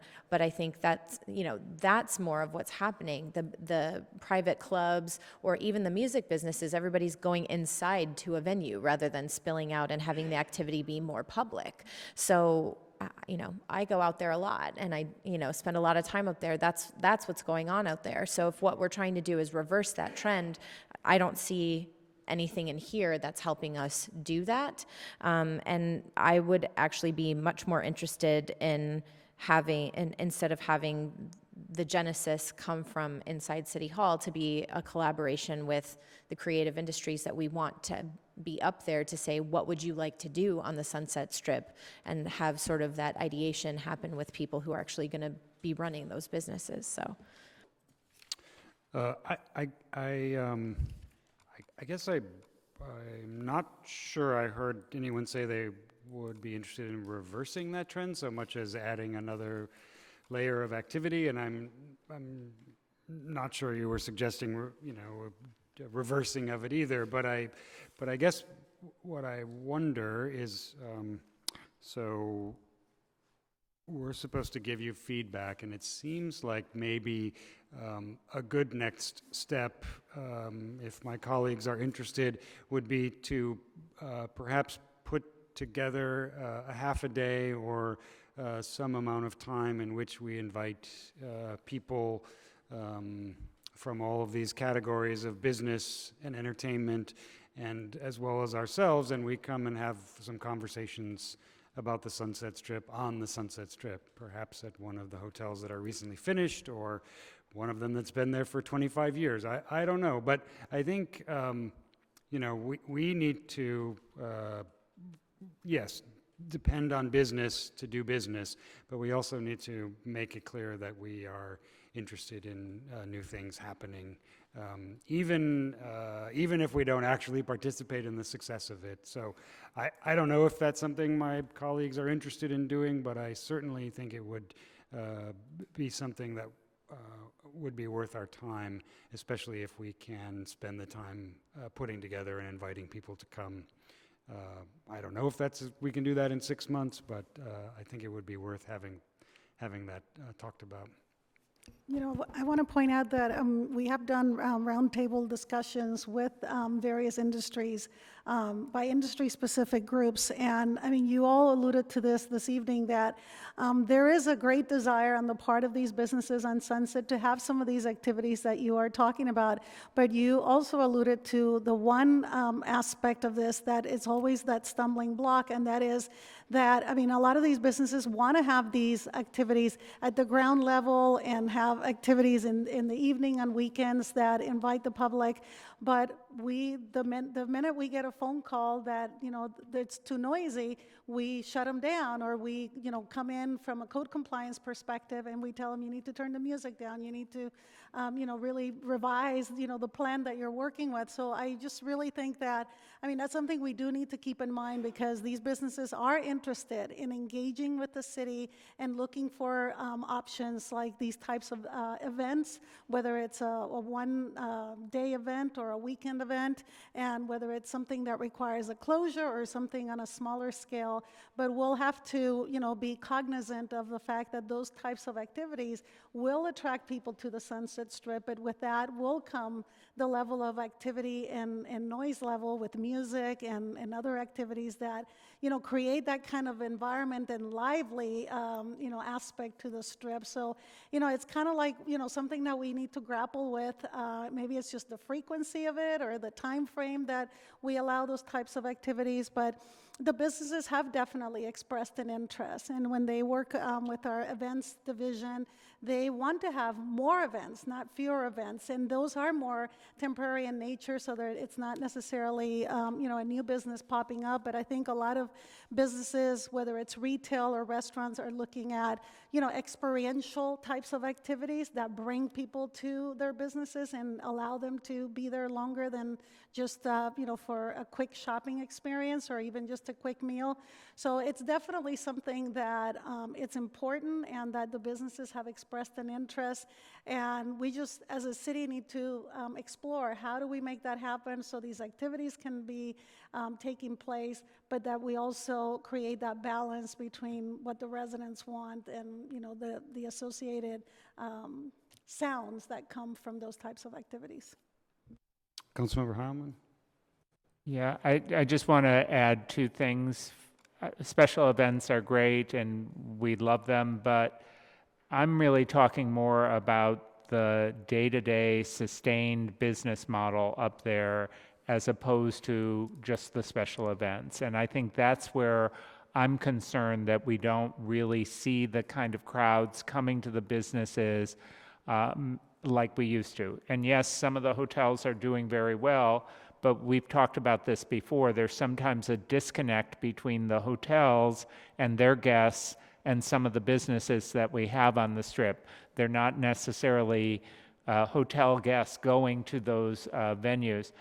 The other just cautionary note I would throw out, our business community is great. They have a lot of information to share with us, but sometimes they're in the day-to-day running of their business and they are kind of stuck in what they've been doing all along.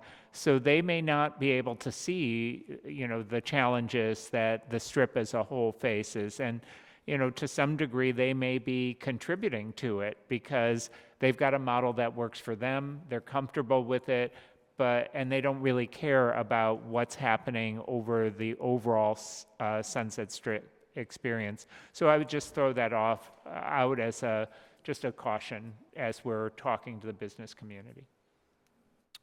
All right. Any other comments? Paul, do you want to summarize sort of what you heard? I think the feedback that we received today was really helpful. I do think that a focused discussion, whether it be a retreat or kind of a joint meeting hosted up on Sunset would be good. We have a newly constituted Sunset Strip bid. There's good positive energy there. It may be something that they would co-host with us. So I think that having that dialogue and that conversation and having them have a little bit of give and take with the council would be useful. And this could be, obviously, it would be open to the community so they'd be able to participate as well. We're hearing a number of things from the council. I think that the one area that really sits with us, and we're hearing it loud and clear, is we want, and it's not going to work for the entire length of the boulevard, but maybe certain sections of the boulevard where it has the energy of parts of Santa Monica Boulevard with the outdoor dining, bars, pedestrian activity. These are things we could look at, and I do agree with Councilmember Meister is that as we're putting the organization in place, the office of the architect can play a critical role in kind of future design of the Sunset Strip. But moving forward, we have a list, a pretty aggressive list of items that we're working on, so we're not sitting idle. But in the meantime, I think we can move forward with trying to put together a focused retreat and discussion where we can concentrate more on some of these items. Councilmember Meister. Yeah, I just quickly, at the end, the late 1980s, early 1990s, I lived just above Sunset Boulevard, so I'm very familiar with the Strip and how it was in those days. And it was very lively without having outdoor venues. So, you know, we had the music venues and we had restaurants and Tower Records and Tower Video, and people used to be out walking. I'm not saying that we shouldn't have that, but I'm just saying that wasn't what made the Strip exciting. It was the actual, that people had a place to go, that music places were not, it wasn't the pay for play, so, or was just turning, so it was just a place that people wanted to be. And so I wouldn't limit it to just, you know, that it has to be outdoors. It has to be venues that people want to go to. All right. Any more questions from staff? Anything we can noodle about before we close this item? All right. Thank you all very much. We're going to move on now to item 4B. No.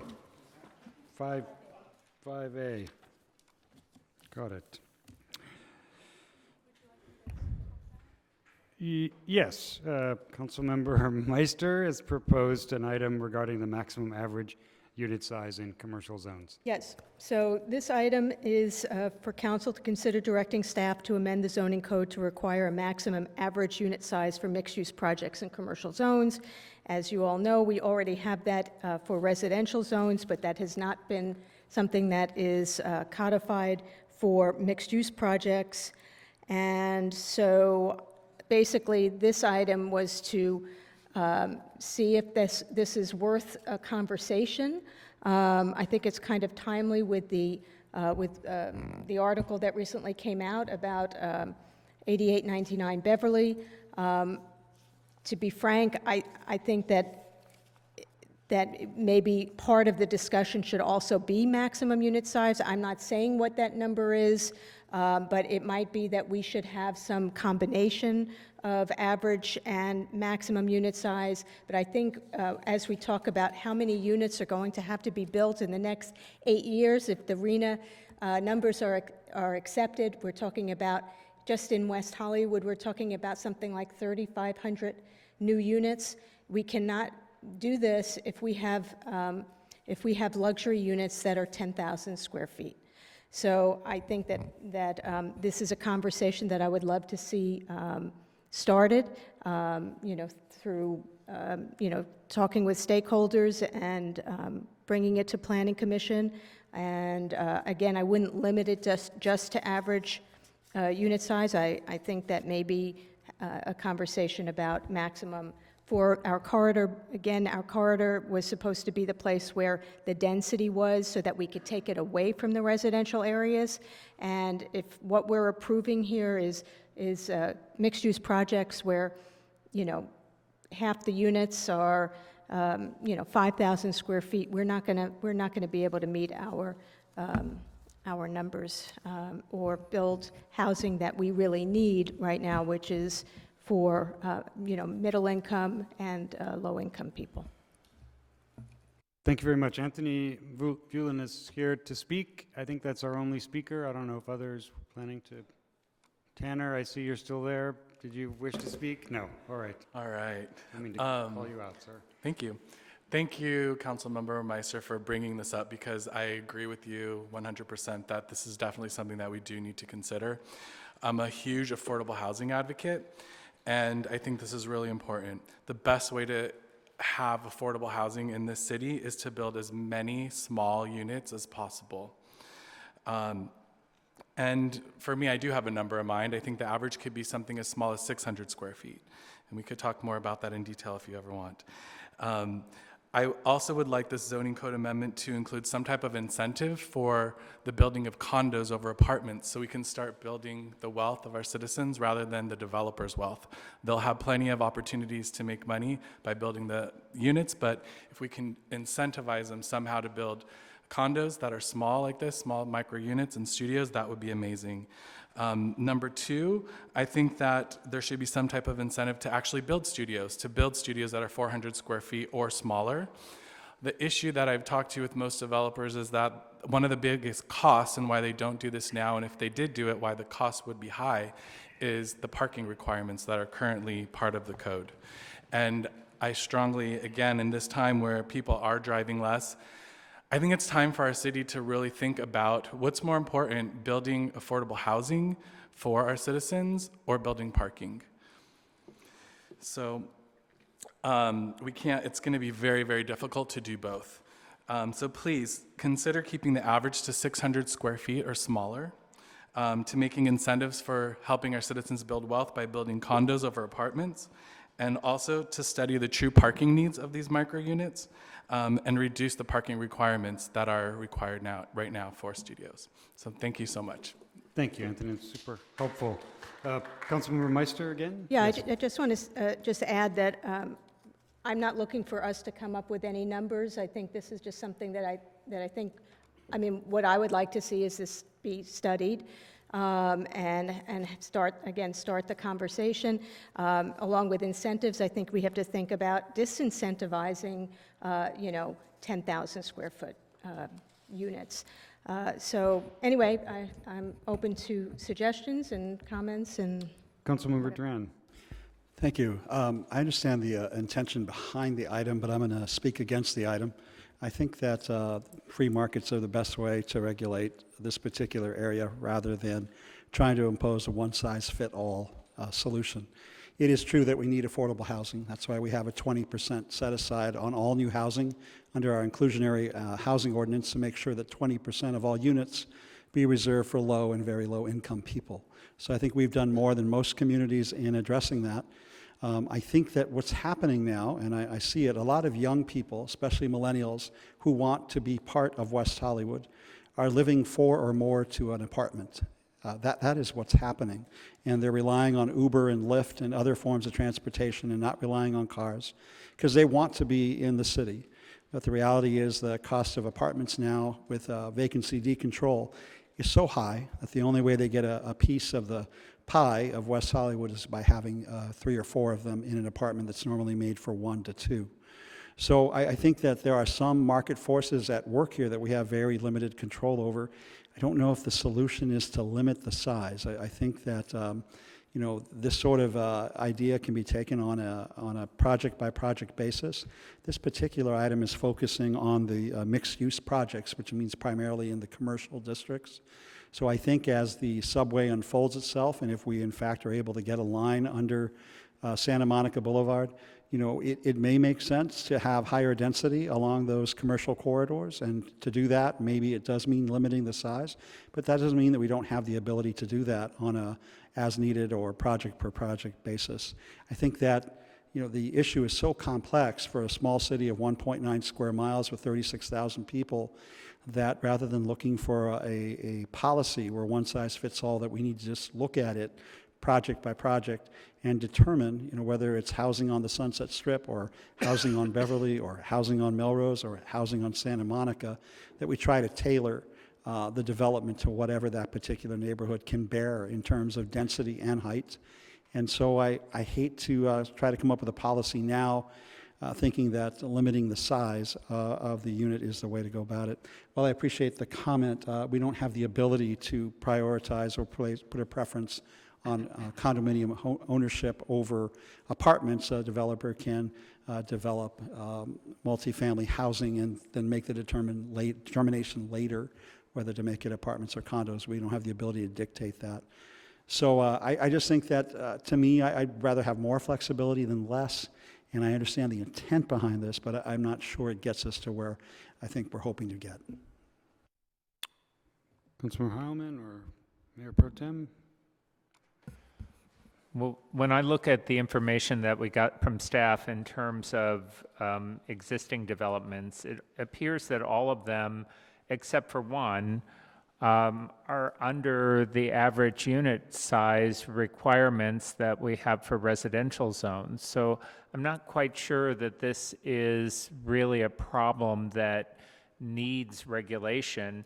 Most of the buildings, the average unit size was below that which we require for the residential zones. So I don't see this as a real problem. I think developers are themselves, and maybe this is what Councilmember Duran is recognizing, they're recognizing that there is a market need for smaller units, and they're responding to it. And the unit sizes of the most recently approved projects seem to indicate, and I think some of us have done tours of those buildings as well, and we recognize that the unit sizes are smaller because they're providing a lot of common areas and common amenities, but the actual unit is much smaller, actually smaller than what I would be comfortable living in, but I see that they're getting rented. So I'm not sure that this is a problem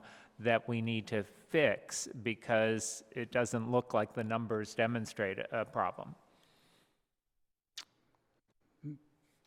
Just to build on that, I think, the one example which is sort of the outlier is based on an existing building.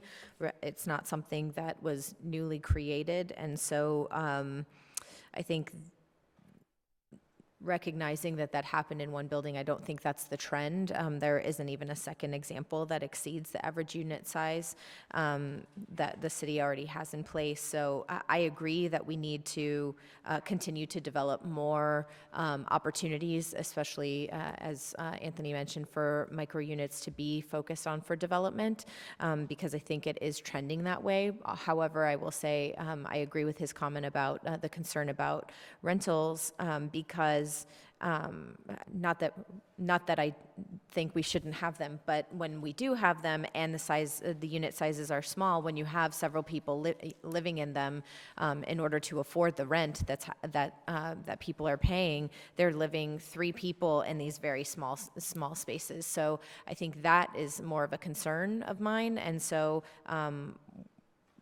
how we address that's a different question, and that's not what's before us tonight. I think what's before us tonight is actually a solution that's in search of a problem, and I think that there are conversations around this issue that need to be addressed, but I don't think this is the solution. Thank you. Well, I do support this. I'm concerned that we're not maybe necessarily thinking about what this tells us in terms of the cost to rent or purchase these units, even at an average unit size of 1,000 square feet, which could cost $1 million or $800,000. And certainly we know that it costs $5,600 or $6,000 to rent something that size. And I understand that we want the market to prevail. I certainly don't disagree with that. But I also am concerned that our own mixed-use ordinance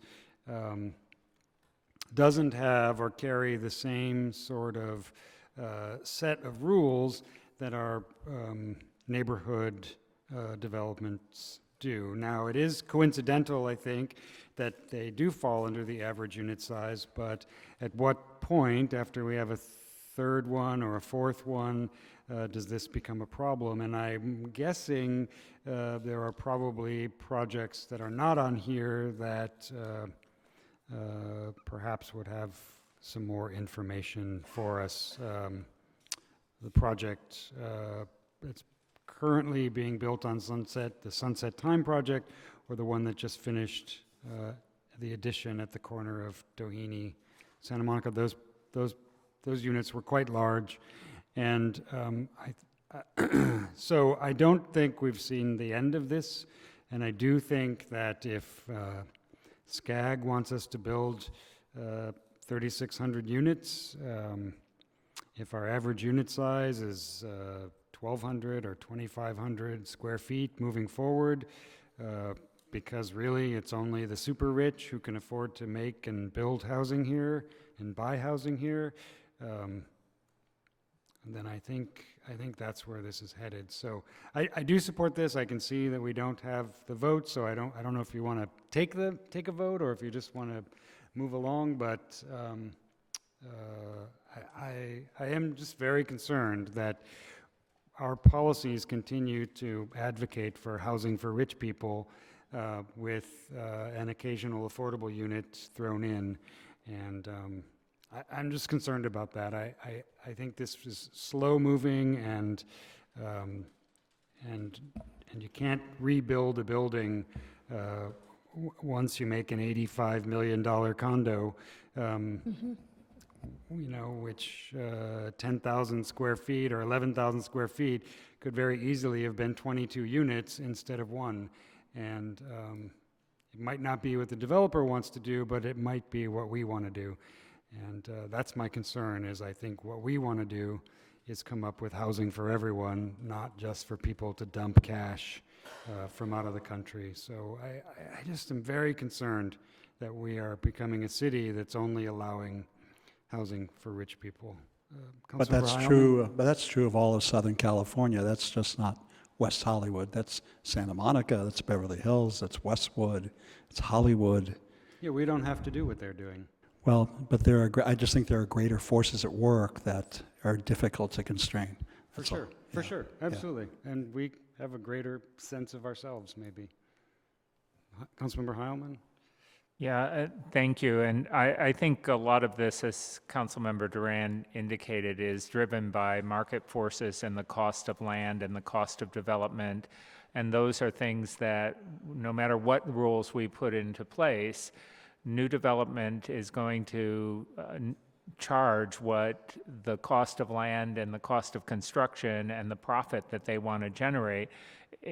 We can regulate this till we're blue in the face, and the cost of housing is still going to be quite high here. I think based on this discussion, though, I would like to ask our staff, and we could come back with another item, but I think the suggestion that we look at ways to permit micro units without parking or with a substantially reduced parking requirement. We don't have to allow the entire building to be that way, but if we were to, say, permit 20% of the units or 15% of the units to be less than 500 square feet and with limited parking or shared parking for those units, that might be a way of incentivizing more smaller units that presumably will be more affordable. They won't be completely affordable. I also want to just, the mayor said something about an occasional affordable unit. I just want to reiterate for the public what our policy is. All new development of 10 units or more is required to have 20% of the units dedicated for low and moderate income housing, and they are deed restricted and they are permanently affordable. You may view that as only an occasional, but I view that as a significant policy. I agree with your concerns about the remainder of the units. They're increasingly unaffordable to most people who currently live here, but I don't think our 20% set aside is just a throwaway. I think it is a significant commitment, and our numbers seem to demonstrate that. Councilmember Meister. Yeah, I would just like to say that once those condos start selling for, $85 million, we're going to see more and more big units. And I don't think that's who we really want to be, or at least that's not who I want our city to be. We will be the city of the haves and have-nots, and that's just not what I thought we were about. So I would like to go ahead and make the motion, and if we don't get the votes, at least we're all on record. And I'll second that, but before we do, I think it's worth looking back in the staff report at the second paragraph, which really reminds us that I think it was Jeff Prang and Councilmember Duran who brought forward the item to restrict the size of units in R3 and R4, maybe for the same reason, maybe for different reasons, and that stopped the 3,000 square foot, 2 condos being built where there were once 8 units. And I get that was to stop the destruction and removal of affordable housing without replacing it with at least as much housing. And to me, that's what's most important about this, is that we're maximizing the amount of housing that can be built in these developments right from the beginning, instead of not.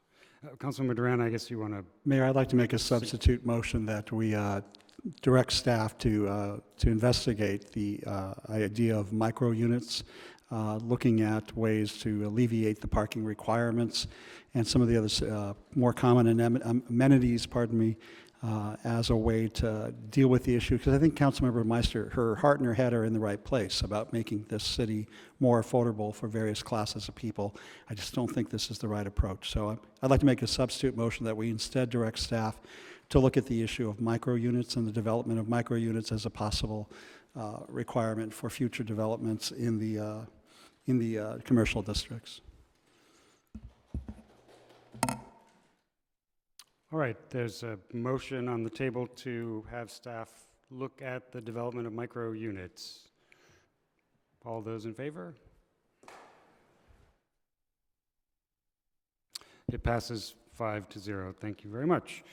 We'll now go to item 5.6. We go to 2H now, excluded consent. Oh, we go to the there we go. excluded consent calendar. 2H. Mayor, I think you held this one back. I did. And here's my concern. We have this new ordinance that tells every business in the city that doesn't accept cash that they are suddenly unlawful. And we don't have any suggestion about how to roll that in. We don't have any effort to have our Chamber of Commerce identify those businesses and visit them and talk to them. We didn't do any outreach to any businesses that only accept cash. I voted for this, I accept it, but I just think we're gonna go shut down Sweet Green on Monday morning, Tuesday morning, tomorrow. They don't accept cash, so they're out of business. And I assume we'll have a grace period of somehow putting the businesses on notice. Is that what you're asking? yeah, there's Rather than- nothing in here Oh. about talking to or notifying, or even, does this start on December 1st, January 1st, 2021, 20? Can we just- roll this out with some like notice to the, is that what you're looking Yeah, for? I Notice just to the don't want us businesses? to pass this, and then we have our Right.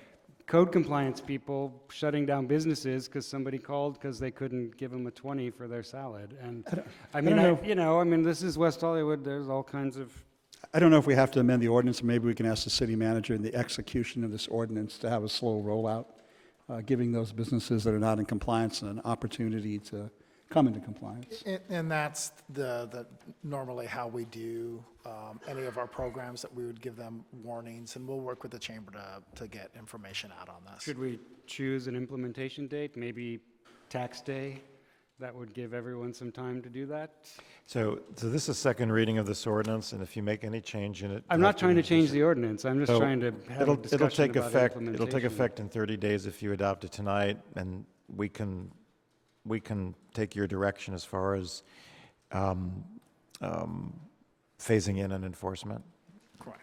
Can we ask staff to first do an educational campaign to our businesses, let them know that the ordinance has passed, and then let them know when we would start enforcement? And my understanding is that we wouldn't close businesses down. Typically, what we would do is give them a warning, and then if they don't correct, then there would be an administrative citation.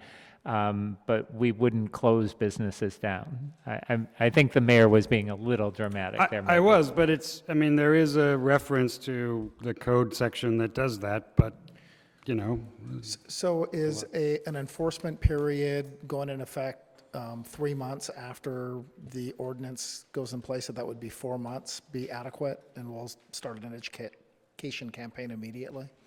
I think that's fair. I would just say that I think we should find out if that's fair. I mean, I don't know if you go to businesses that don't accept cash, but they don't even have cash registers. I mean, we're asking them to redesign their sales counter, somehow figure out how to rebuild it, go into the city to get a business, to get a permit to do construction. I mean, it's a super complicated thing to say, oh, you now have to have a box where you exchange cash when you used to just tap your credit card. So I'm all for this. I'm not trying to say we shouldn't do this, but it's clear, even our chamber isn't here, so I'm guessing Genevieve doesn't even know we did this. And that's, I mean, it was pretty much under the radar. I would suggest that we maybe start enforcement on June 1st, and we do the outreach and we do the sort of effort and take 6 months to roll this out. And if businesses want to start accepting cash on December 1st, then they can. But I'll leave it up to you. You were going to make a motion. Yeah, I'm going to move the item with the direction that we gave to begin an educational campaign after the 30 days, and then begin enforcement 3 months after that. So we would maybe begin enforcement February 1st. Is that sufficient time, or March 1st? That would be fine. And I think that if there is an exception where someone does have to do significant changes to their business, we can work with them. And we've always done that. So if we've issued a citation or a warning, we usually give them time to come into compliance if they're acting in good faith. Well, good. I'm glad we're on the record as acknowledging how complicated this is. Should we take a vote? Yeah. All right, passes 5-0.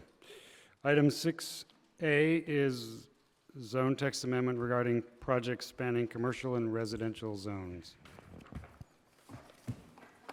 This is the gift that keeps on giving, right? Thank you. Yes. My name is Rachel Diamond. I'm the Acting Long Range Planning Manager in Planning and Development Services. And tonight before you, we have a zone text amendment on projects spanning commercial and residential zone districts.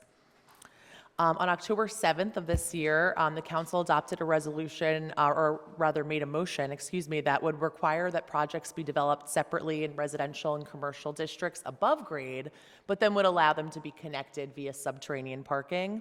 In addition to that, the motion included changing the 60,000 square foot minimum aggregate lot size to 50,000 square feet. And it also included a requirement that there be one canopy tree for every 6,000 square feet of overall lot area, as well as a specific note to require compliance with the climate action plan. So as a result, there are a number of zone text amendments within the ordinance provided to you on first reading. I also provided a redline version today, as well as an updated version today, which I'll get to in just a moment. So as you can see, this is the red line showing strike through for deletions and underline for additions to this code section, which would require that, like I said, you would develop the sites as separate sites in compliance with all the requirements of the applicable district, but that subterranean parking would be allowed as connected floor plates with no setback between district or parcel boundaries. And then this section further references section 1936-170, which is also amended. That section has a number of changes, like I said, including the change to 50,000 square feet of minimum site area, the consistent with goals and objectives of the climate action plan. And then we have 2 new paragraphs at the end of that section. One that specifically calls out the requirement to develop the residential and commercial as 2 separate sites above ground, just to make sure that there's complete clarity there. And then also the new provision about canopy trees, which with your updates states 1 canopy tree for every 6,000 square feet of site area shall be planted at ground level in the ground. That was the change that we made today. In a location deemed appropriate to grow a mature canopy tree of the specified species as determined by a licensed arborist. The reason that we left this open-ended is for a few reasons. One, there's a number of canopy trees that work and grow to maturity in the city of West Hollywood, and they all have varying degrees of the amount of cubic dirt and the width and depth of dirt that you need to make a tree like that grow to maturity. So after speaking with our on-staff arborist, I think the move would be to have each individual project provide a report by a licensed arborist, which is a license that is difficult to obtain. Not every person who works for a landscaping company is a licensed arborist. It's a deep arboreal professional to make that determination based on the species that are selected for the site, to make sure that we have enough earth essentially and the right location with the right sun and orientation to make that tree grow to maturity. So with that, I am available for any questions. Thank you so much. One member of the public, James Wen, who wishes to speak. James.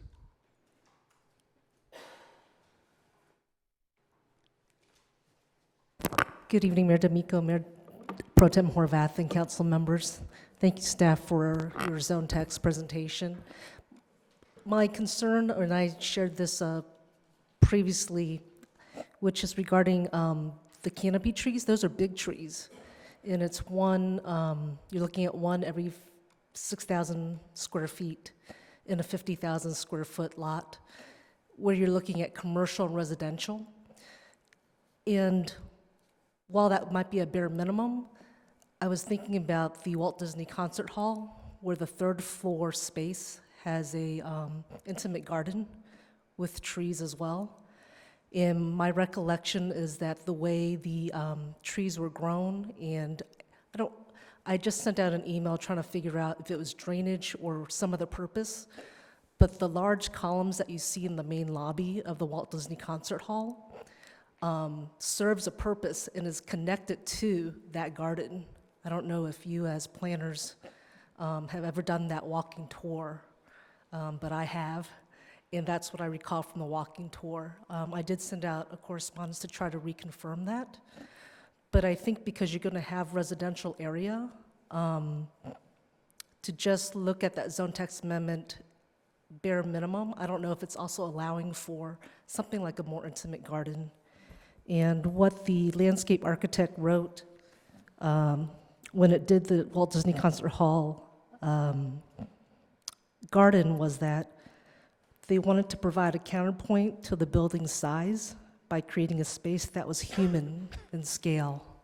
And I think especially when you're talking about residential and commercial mixed together, that would be a nice addition than just the canopy trees.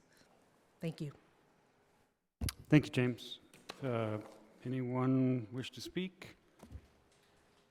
Please.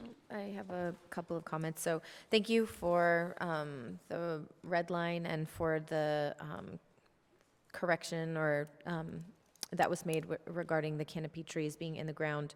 On the this document that you gave us, and I guess it's attachment A, number 3, density. The residential density of the project shall not exceed that allowed by the applicable residential zoning district. But since it's especially in mixed-use projects, wouldn't the residential density necessarily be exceeded because there's residential development in the commercial area, and that would exceed what is in the residential part of the project?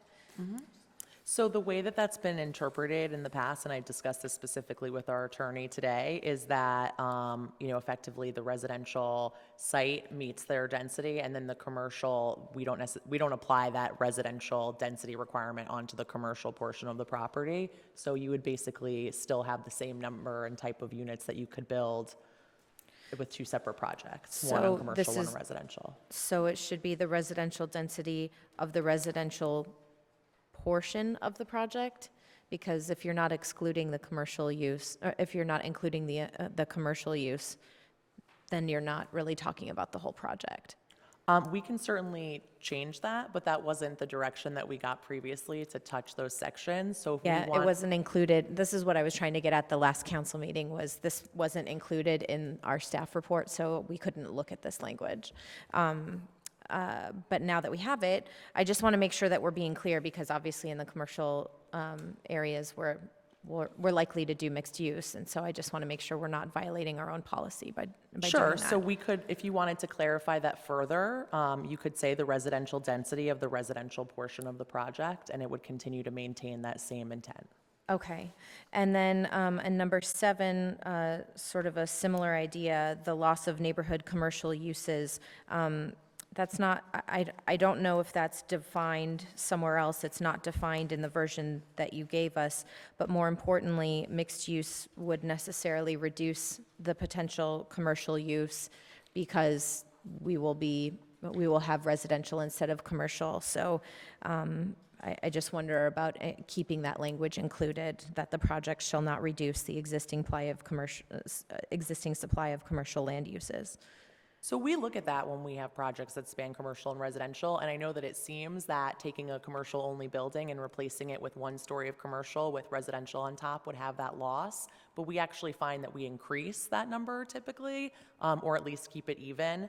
So that's something that, I mean, you could look at in terms of, changing it. We do have a definition of neighborhood serving commercial uses, and so there's a definition, but certainly I think on a case-by-case basis, you look at each individual land use to see if it's neighborhood serving. I'll give you an example. The Domain project on Santa Monica had the Faith Plating project, so it was a huge, frankly, industrial building. That wasn't neighborhood serving, so there was no need to replace anything. So I think a lot of those projects, when you start to look at what the previous land uses are, they're not necessarily neighborhood serving, and so those weren't necessarily calculated in that replacement. Okay, so a neighborhood serving commercial uses, something that's up to your interpretation. It's not defined anywhere here. Well, it's something that would be served for people in the community, such as like a bank or a supermarket or small-scale retail, restaurants. I think there's a general understanding. I'm just asking if it's defined anywhere. I can pull up the regulation in just a second. Okay, thanks.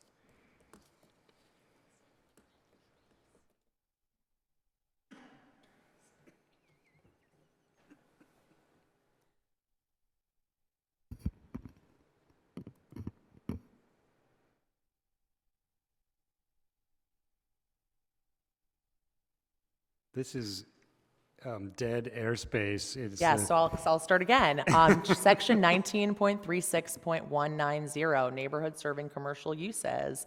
So this talks about the different requirements that they need to meet in certain areas, and then they are further defined in 1990-020. And now I have to. Yep, the definition section. Okay, so we have them clearly defined in the code somewhere. Okay, that just wasn't included here. Scroll to, but yes. Okay. And that was an impressive feat of code diving. So good for you. Yes. At our Okay. website, which is lovely. All right, so so long as that's defined and we're looking at, on a case-by-case basis, making sure that we're not reducing the existing supply, I guess that doesn't need to change, but maybe the clarification on number 3 could work. So for the clarification on number 3, can I read an option for you into Sure. the record for the whole sentence? The residential density of the residentially zoned portion of the project shall not exceed that allowed by the applicable residential zoning district. Great. Thanks. Thanks. Councilmember Heilman. Yeah, thank you, and thank you for bringing this forward. I still have some concerns and questions about this. One of the things that you have addressed is that you've allowed for underground parking spanning the commercial and residential zones, but I didn't see anything in here about parking entrances. So presumably, there would still be a separate parking entrance for the residential component and a separate parking entrance for the commercial? Not necessarily. It's looked at on a project-by-project basis. We have goals that say we don't want to put commercial traffic direct it into residential districts, but there's no requirement that says that you have to have separate entrances or access to the garage. Part of this is kind of creating the efficiencies of sharing the parking garage. So in many cases, you might see one entrance, one exit. But I'm concerned because this says that you have to comply with the standards for the residential and the commercial. Wouldn't a standard for the residential be an entrance to the parking? Well, I think we don't have the standards in the zoning ordinance as it currently stands, but I think what we would hope this would do would be at least to allow commercial parking to be underneath the residential area as long as it's underground. But if we do want to prevent commercial access on the residential portion of the street, I think that's what you're interested in. What I'm interested in is not having two driveways on a street, one for the commercial building and one for the residential. That seems to be defeating the whole purpose of having a single parking structure that spans both the residential and commercial. Right. But I don't see any language in the ordinance that makes that clear, that you do not have to have separate entrances for the residential and commercial. We can add something. The lack of any language means there's no requirement for specifics about where the driveways are. So that's where it leaves it open-ended. So there's no specific requirement that says you must have separate entrances. So as a result, you don't have to do that. We can certainly say you are allowed. I'm concerned that if we say you're allowed to share entrances and exits, that may not work for certain projects. And that's where our traffic impact and our other analysis kind of come into play, where we start looking at the realities of each project and how that really works. And the reason I'm raising this is because it says each parcel must be developed as a separate site in compliance with the requirements for the applicable district. So it seems like, unless we say something specific, that you don't need separate entrances for this combined parking, I'm afraid that somebody down the line is going to say you need that. So we can add something that specifies that you may, leaving it as a may, not a shall, that you may be permitted to share, driveway entrances. So again, there's no requirement that says each residential property must have their own driveway to their site. I know that's kind of obvious that they would, but because there's no specific requirement like that, you would be allowed to have that sharing occur here. Again, I'd want to leave it open-ended so that we're not really opening the door for everyone to have one entrance and exit, where in certain projects that just may not be appropriate. I also have a different concern, and that is one I expressed last week, that when this project a project like this is being built, presumably there's going to be residential on one side of it because it's spanning commercial and residential. But by requiring the setbacks that we're requiring here from the commercial building for the residential portion, we're necessarily pushing the residential portion closer to the existing residential. And it seems to kind of defeat the goal of this, which is to have greater compatibility with the residential. I can envision situations where somebody's developing something, there's a big apartment or condo on the residential portion, and the new building is going to come pretty close, and that building is going to say, why don't you push it close to the commercial?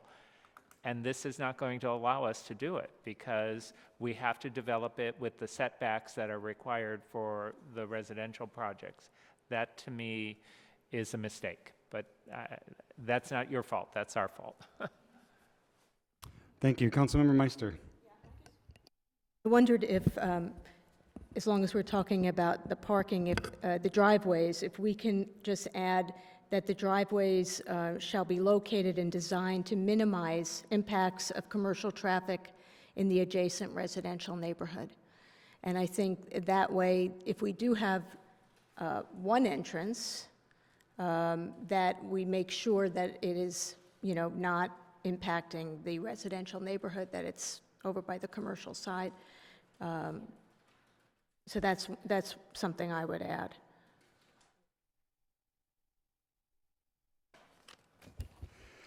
Councilmember Duran, anything to add? I have nothing to add either. I'm going to make a motion with the changes we just added regarding minimizing driveways, and the language about residential units and the residential units in the zone and the units.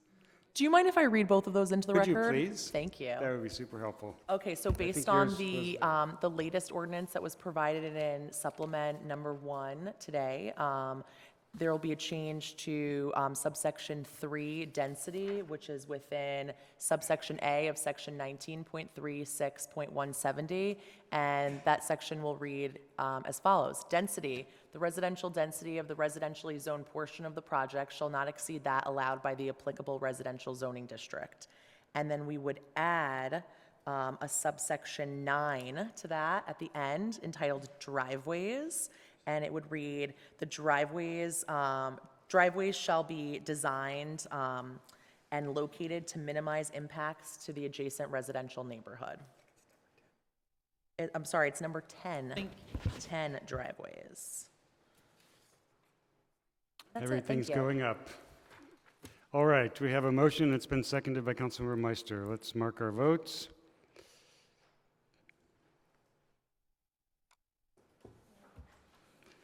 Passes 3-2. Let's see how it comes back next month.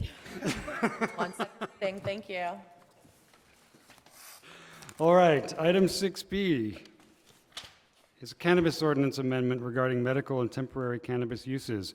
This is brought to us by our City Manager's Department. John Leonard will be making our presentation. Do we have any speakers for this item? For some reason, my agenda is back to the Pledge of Allegiance. There we go. All right, we have speakers. John, why don't you give us a short presentation? I think it was a short staff report. If anyone needs to see it, it's in the back. It's 2 pages. You can probably read it during John's presentation or... So good evening, and yes, I will make my presentation short, but I do want to briefly describe why this item is necessary, what the item does do, and what it does not do. So the item is necessary because the section of the cannabis ordinance that allows the 4 existing medical dispensaries to A, operate with their current medical licenses, and also B, to temporarily sell adult use cannabis expires on January 1st, 2020. So that section sunsets on that date. If we don't change the expiration date, then the 4 existing dispensaries will not be able to operate after January 1st of 2020. For this reason, we are recommending that the effective date for Section 18 of the ordinance be changed to January 1st of 2021. This will allow staff to continue to implement the council's prior action from June and earlier meetings. Specifically, the existing 4 medical dispensaries will then have adequate time to secure their new medical dispensary licenses, and staff will be able to continue to issue temporary permits to these businesses to sell adult use cannabis until such a time that the council determines whether or not they should receive non-temporary licenses. With that being said, I want to be clear, this item does not automatically allow the 4 existing businesses the right to sell adult use cannabis via temporary permits until January 1st, 2021. Staff will continue to re-up the temporary permits as long as council directs us to, but we will not issue a temporary permit for the full year. This item simply allows staff to continue to renew the temporary adult use permits for shorter periods until that final decision is made. Thank you. And one more point I think you're going to make was about the full cannabis report later this year? Yes. So we will be bringing a full cannabis report at the next city council meeting. We needed to bring this item forward at this council meeting because of another item on this agenda, which was to cancel the second meeting in November. And because this is an ordinance change, needs to have a first reading, a second reading, and then a 30-day period after the second reading. And it wouldn't have gone into effect until after January 1st of 2020, so it was necessary to bring this. But yes, there will be a larger cannabis update at the next meeting. Thank you very much. We have members of the public. Any comments or questions for staff before this? Please. I just wondered, I mean, I'm looking at the ordinance, and it said the 4 existing medical cannabis collectives shall be eligible to apply on or after January 1st, 2018 for the first 4 of the 8 available medical use retail licenses without having to comply with the scoring requirements. Why didn't any of the 4 apply on or after January 1st, 2018, so we would not be in this position right now? So there was a lot of other moving parts through this ordinance. There was a screening application process. There was review of those applications.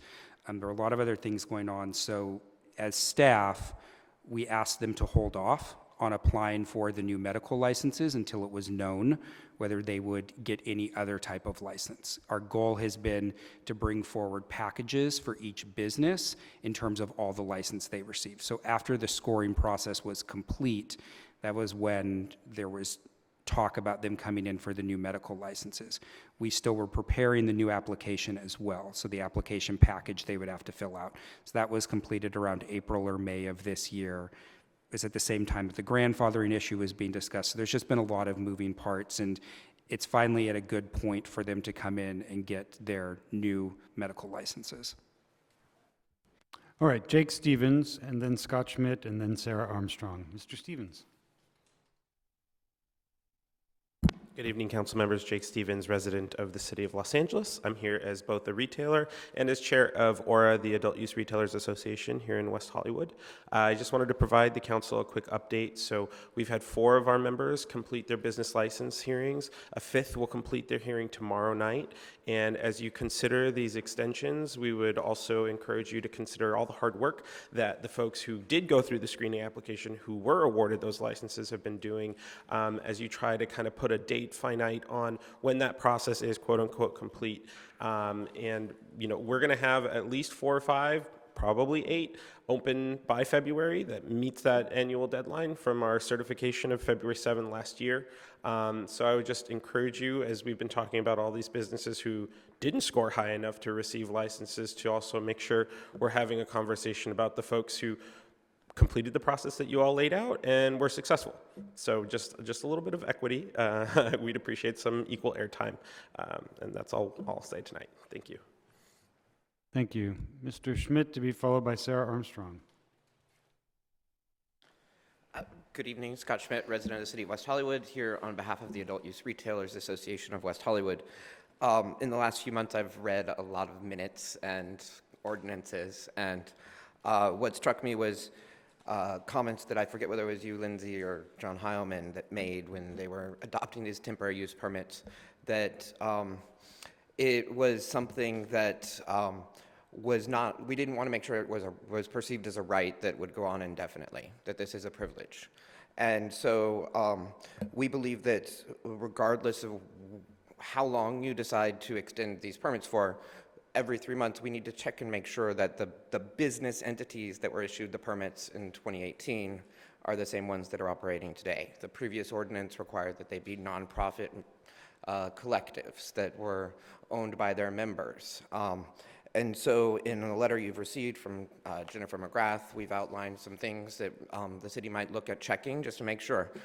Check with the Secretary of State and Franchise Tax Board to make sure that these entities have not been suspended. Make sure that the state license is issued to the nonprofit entity and not to a private entity, and make sure that they haven't been assigned by being sold to Canadian hedge funds, for example. So we'd like to make sure that there's a compliance check before we continue and issue these, and make sure that everyone's playing by the rules. Thank you. Thank you, Mr. Schmidt. Sarah Armstrong, to be followed by Aaron Silverstein.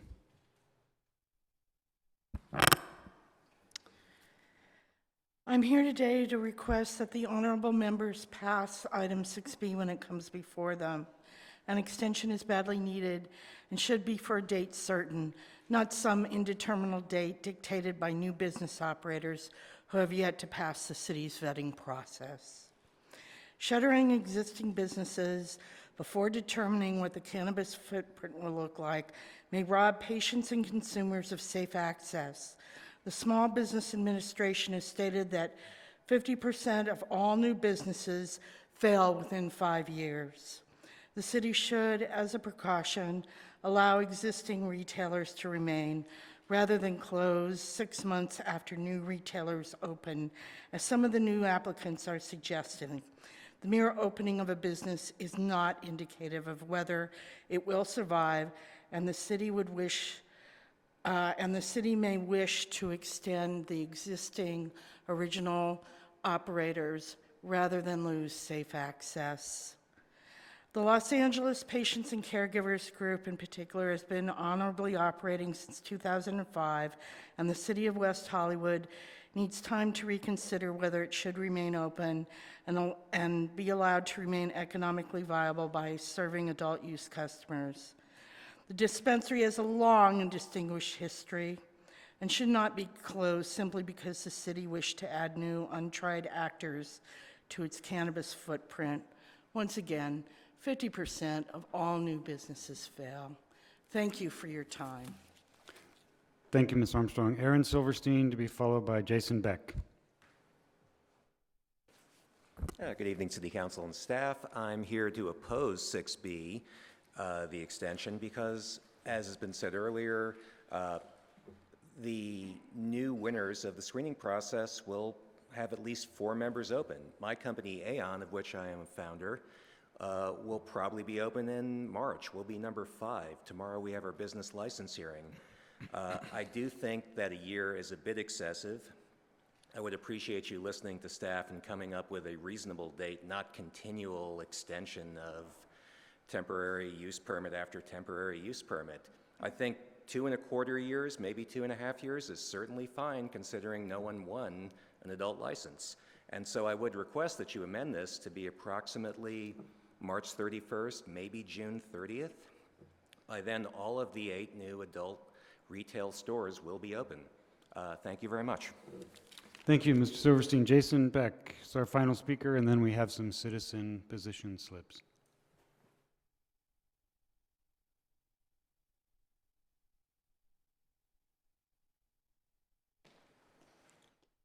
Good evening, City Council, Mayor.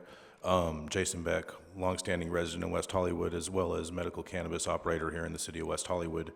And we are in favor of 6B. We would appreciate a yes vote on this matter. Just a few short words. As longtime operators in the city of West Hollywood, we sincerely appreciate the ongoing dialogue, interest, and concern that the city staff and city council has had regarding our continuous operations. We hope that the sales of cannabis for adult use continues to replace medical sales. The subsequent regulations from the city and operational adjustments from the industry will ensure a safe, reliable, legal source of cannabis for patients and adult use users alike. We continue to be proud of our pioneering partnership with the city and appreciate the transparency the city has afforded our industry and consumers. We support your efforts to allow our continued operations. Thank you, and we appreciate the dialogues from the originals. Thank you. Thank you, Mr. Beck. Citizen position slips. Thank you, Mayor. The following individuals did not wish to speak but wanted to express their support for staff's recommendation: Andrew Reback and Morgan Sokol. Thank you very much. Mayor Pro Tem Horvath. Thank you, Mayor. I want to make sure I'm clear about what we're doing tonight. So what we're saying is, in order for these businesses to have the option to even temporarily sell adult use for even a day, we have to renew the license for the year of 2020. Is that correct? We give them the option of doing so, but the city council retains the ability to revoke that permit. So we will not issue a full permit for the entire year. This ordinance change is simply allowing staff to issue permits during the year of 2020. We have typically only issued the temporary permits for a shorter amount of time, 3 to 6 months, kind of depending on what their state license says, but we've never issued a temporary permit for more than that period. So we would continue to issue the temporary adult use permits for shorter periods. This change just allows us to do it at up For the to full any year. time. Yeah. Okay. And the question that was raised around making sure that the same business entities are being given the licenses, I assume we're doing that for both the existing and the applicants who are coming forward. We're being fair in that process. Correct. We are in the process of checking the compliance of the existing 4 and the new applicants. Okay. Thank you. Councilmember Duran. I'll move the item. It's been moved and seconded. I have a quick question. Something Jake Stevens said was regarding all the applicants will have their businesses up and running, I think he said, by the February deadline. And I guess I'm just slightly confused by that.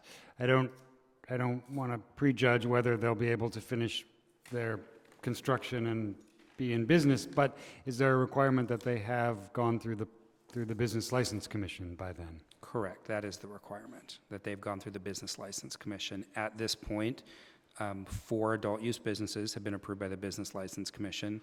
1 is up for approval tomorrow, and we are still awaiting applications from the other 3. And obviously, someone's been in communication with them, and they have their own organization, so they are fully aware that they have a limited number of meetings between now and February to get on the docket. They are fully aware. Okay, and then after those 8 businesses have their licenses, then they go to planning and they, whatever TI or new construction they're doing, and they get a building permit, and then they go through the building process, and once they have finished that, then they will be able to open their doors. That's correct. And many of them are doing it concurrently with the business license process. Some have much more complicated tenant improvements, some have far less complicated tenant improvements. That's really is what is dictating how long it takes someone to open, is how much work they're actually doing at their location. Okay, but for now, I guess we will have a meeting, and you'll probably cover some more of this on November 4th, but the 8 businesses that received the opportunity to get a license have until February to follow through on that. Yes, to receive that license. Yes. Okay. All right. Councilmember Heilman, you wish to speak? Yeah, just quickly, there was an issue raised about, do all of these existing businesses, are they all properly licensed and they have all of their licenses with the state? You will check that and make sure everything is in order. Correct. We are actually currently in the process for, and as a part of the application process, we do it on any of the new ones. Okay, great. Thank you. Do we have a process for correcting lack of compliance of the existing businesses? It would depend on what the it would depend on what the issue is. If a business has been transferred, that's going to be difficult to remedy. If a business doesn't have a certain license or something in place, that's potentially easier to correct. But I don't want to speak too much further on Understood. that because Okay. yeah. Councilmember Meister? Yeah, so I just want to be clear. So the temporary licenses that they have right now for adult go till when? Was it till January? I believe that they all run until the end of the year because that was the sunset date for the clause that we're talking about tonight. So we will be discussing this again? We will be discussing, we will have a cannabis update on November 4th, Right. which will deal with some other issues, which will mostly deal with consumption lounge issues, some items to help the consumption lounges get up and running, and then general updates on a lot of different topics. But the issue regarding the existing 4 will not be revisited until at least after the February 7th deadline, so that we know how many of the top 8 in the adult use category actually secured a business license.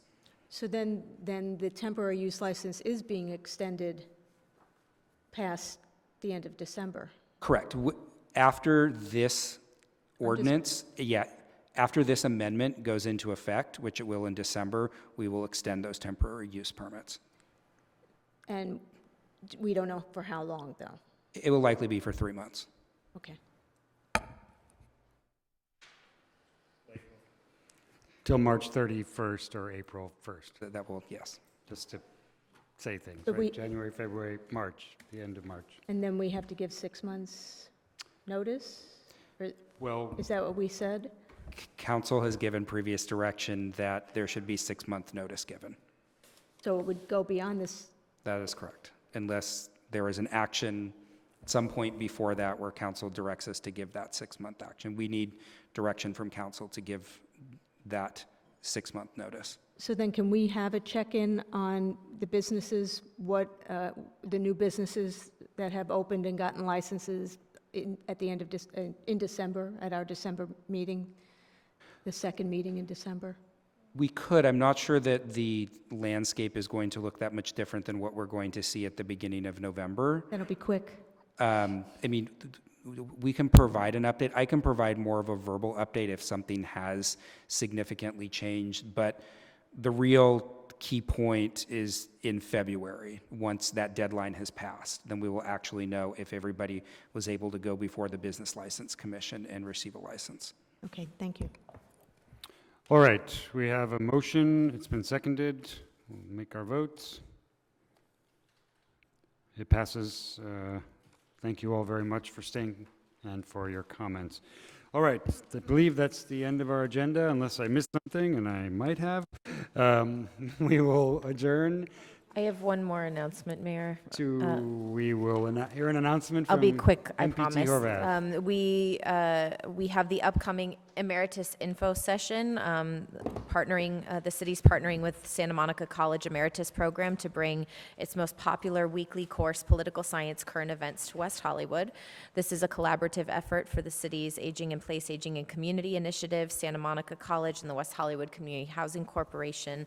Registration and classes are free, open to all West Hollywood adults ages 50 and up, and an information session will take place on Monday, October 28th from 2 to 3:30 at the West Hollywood Community Housing Corp.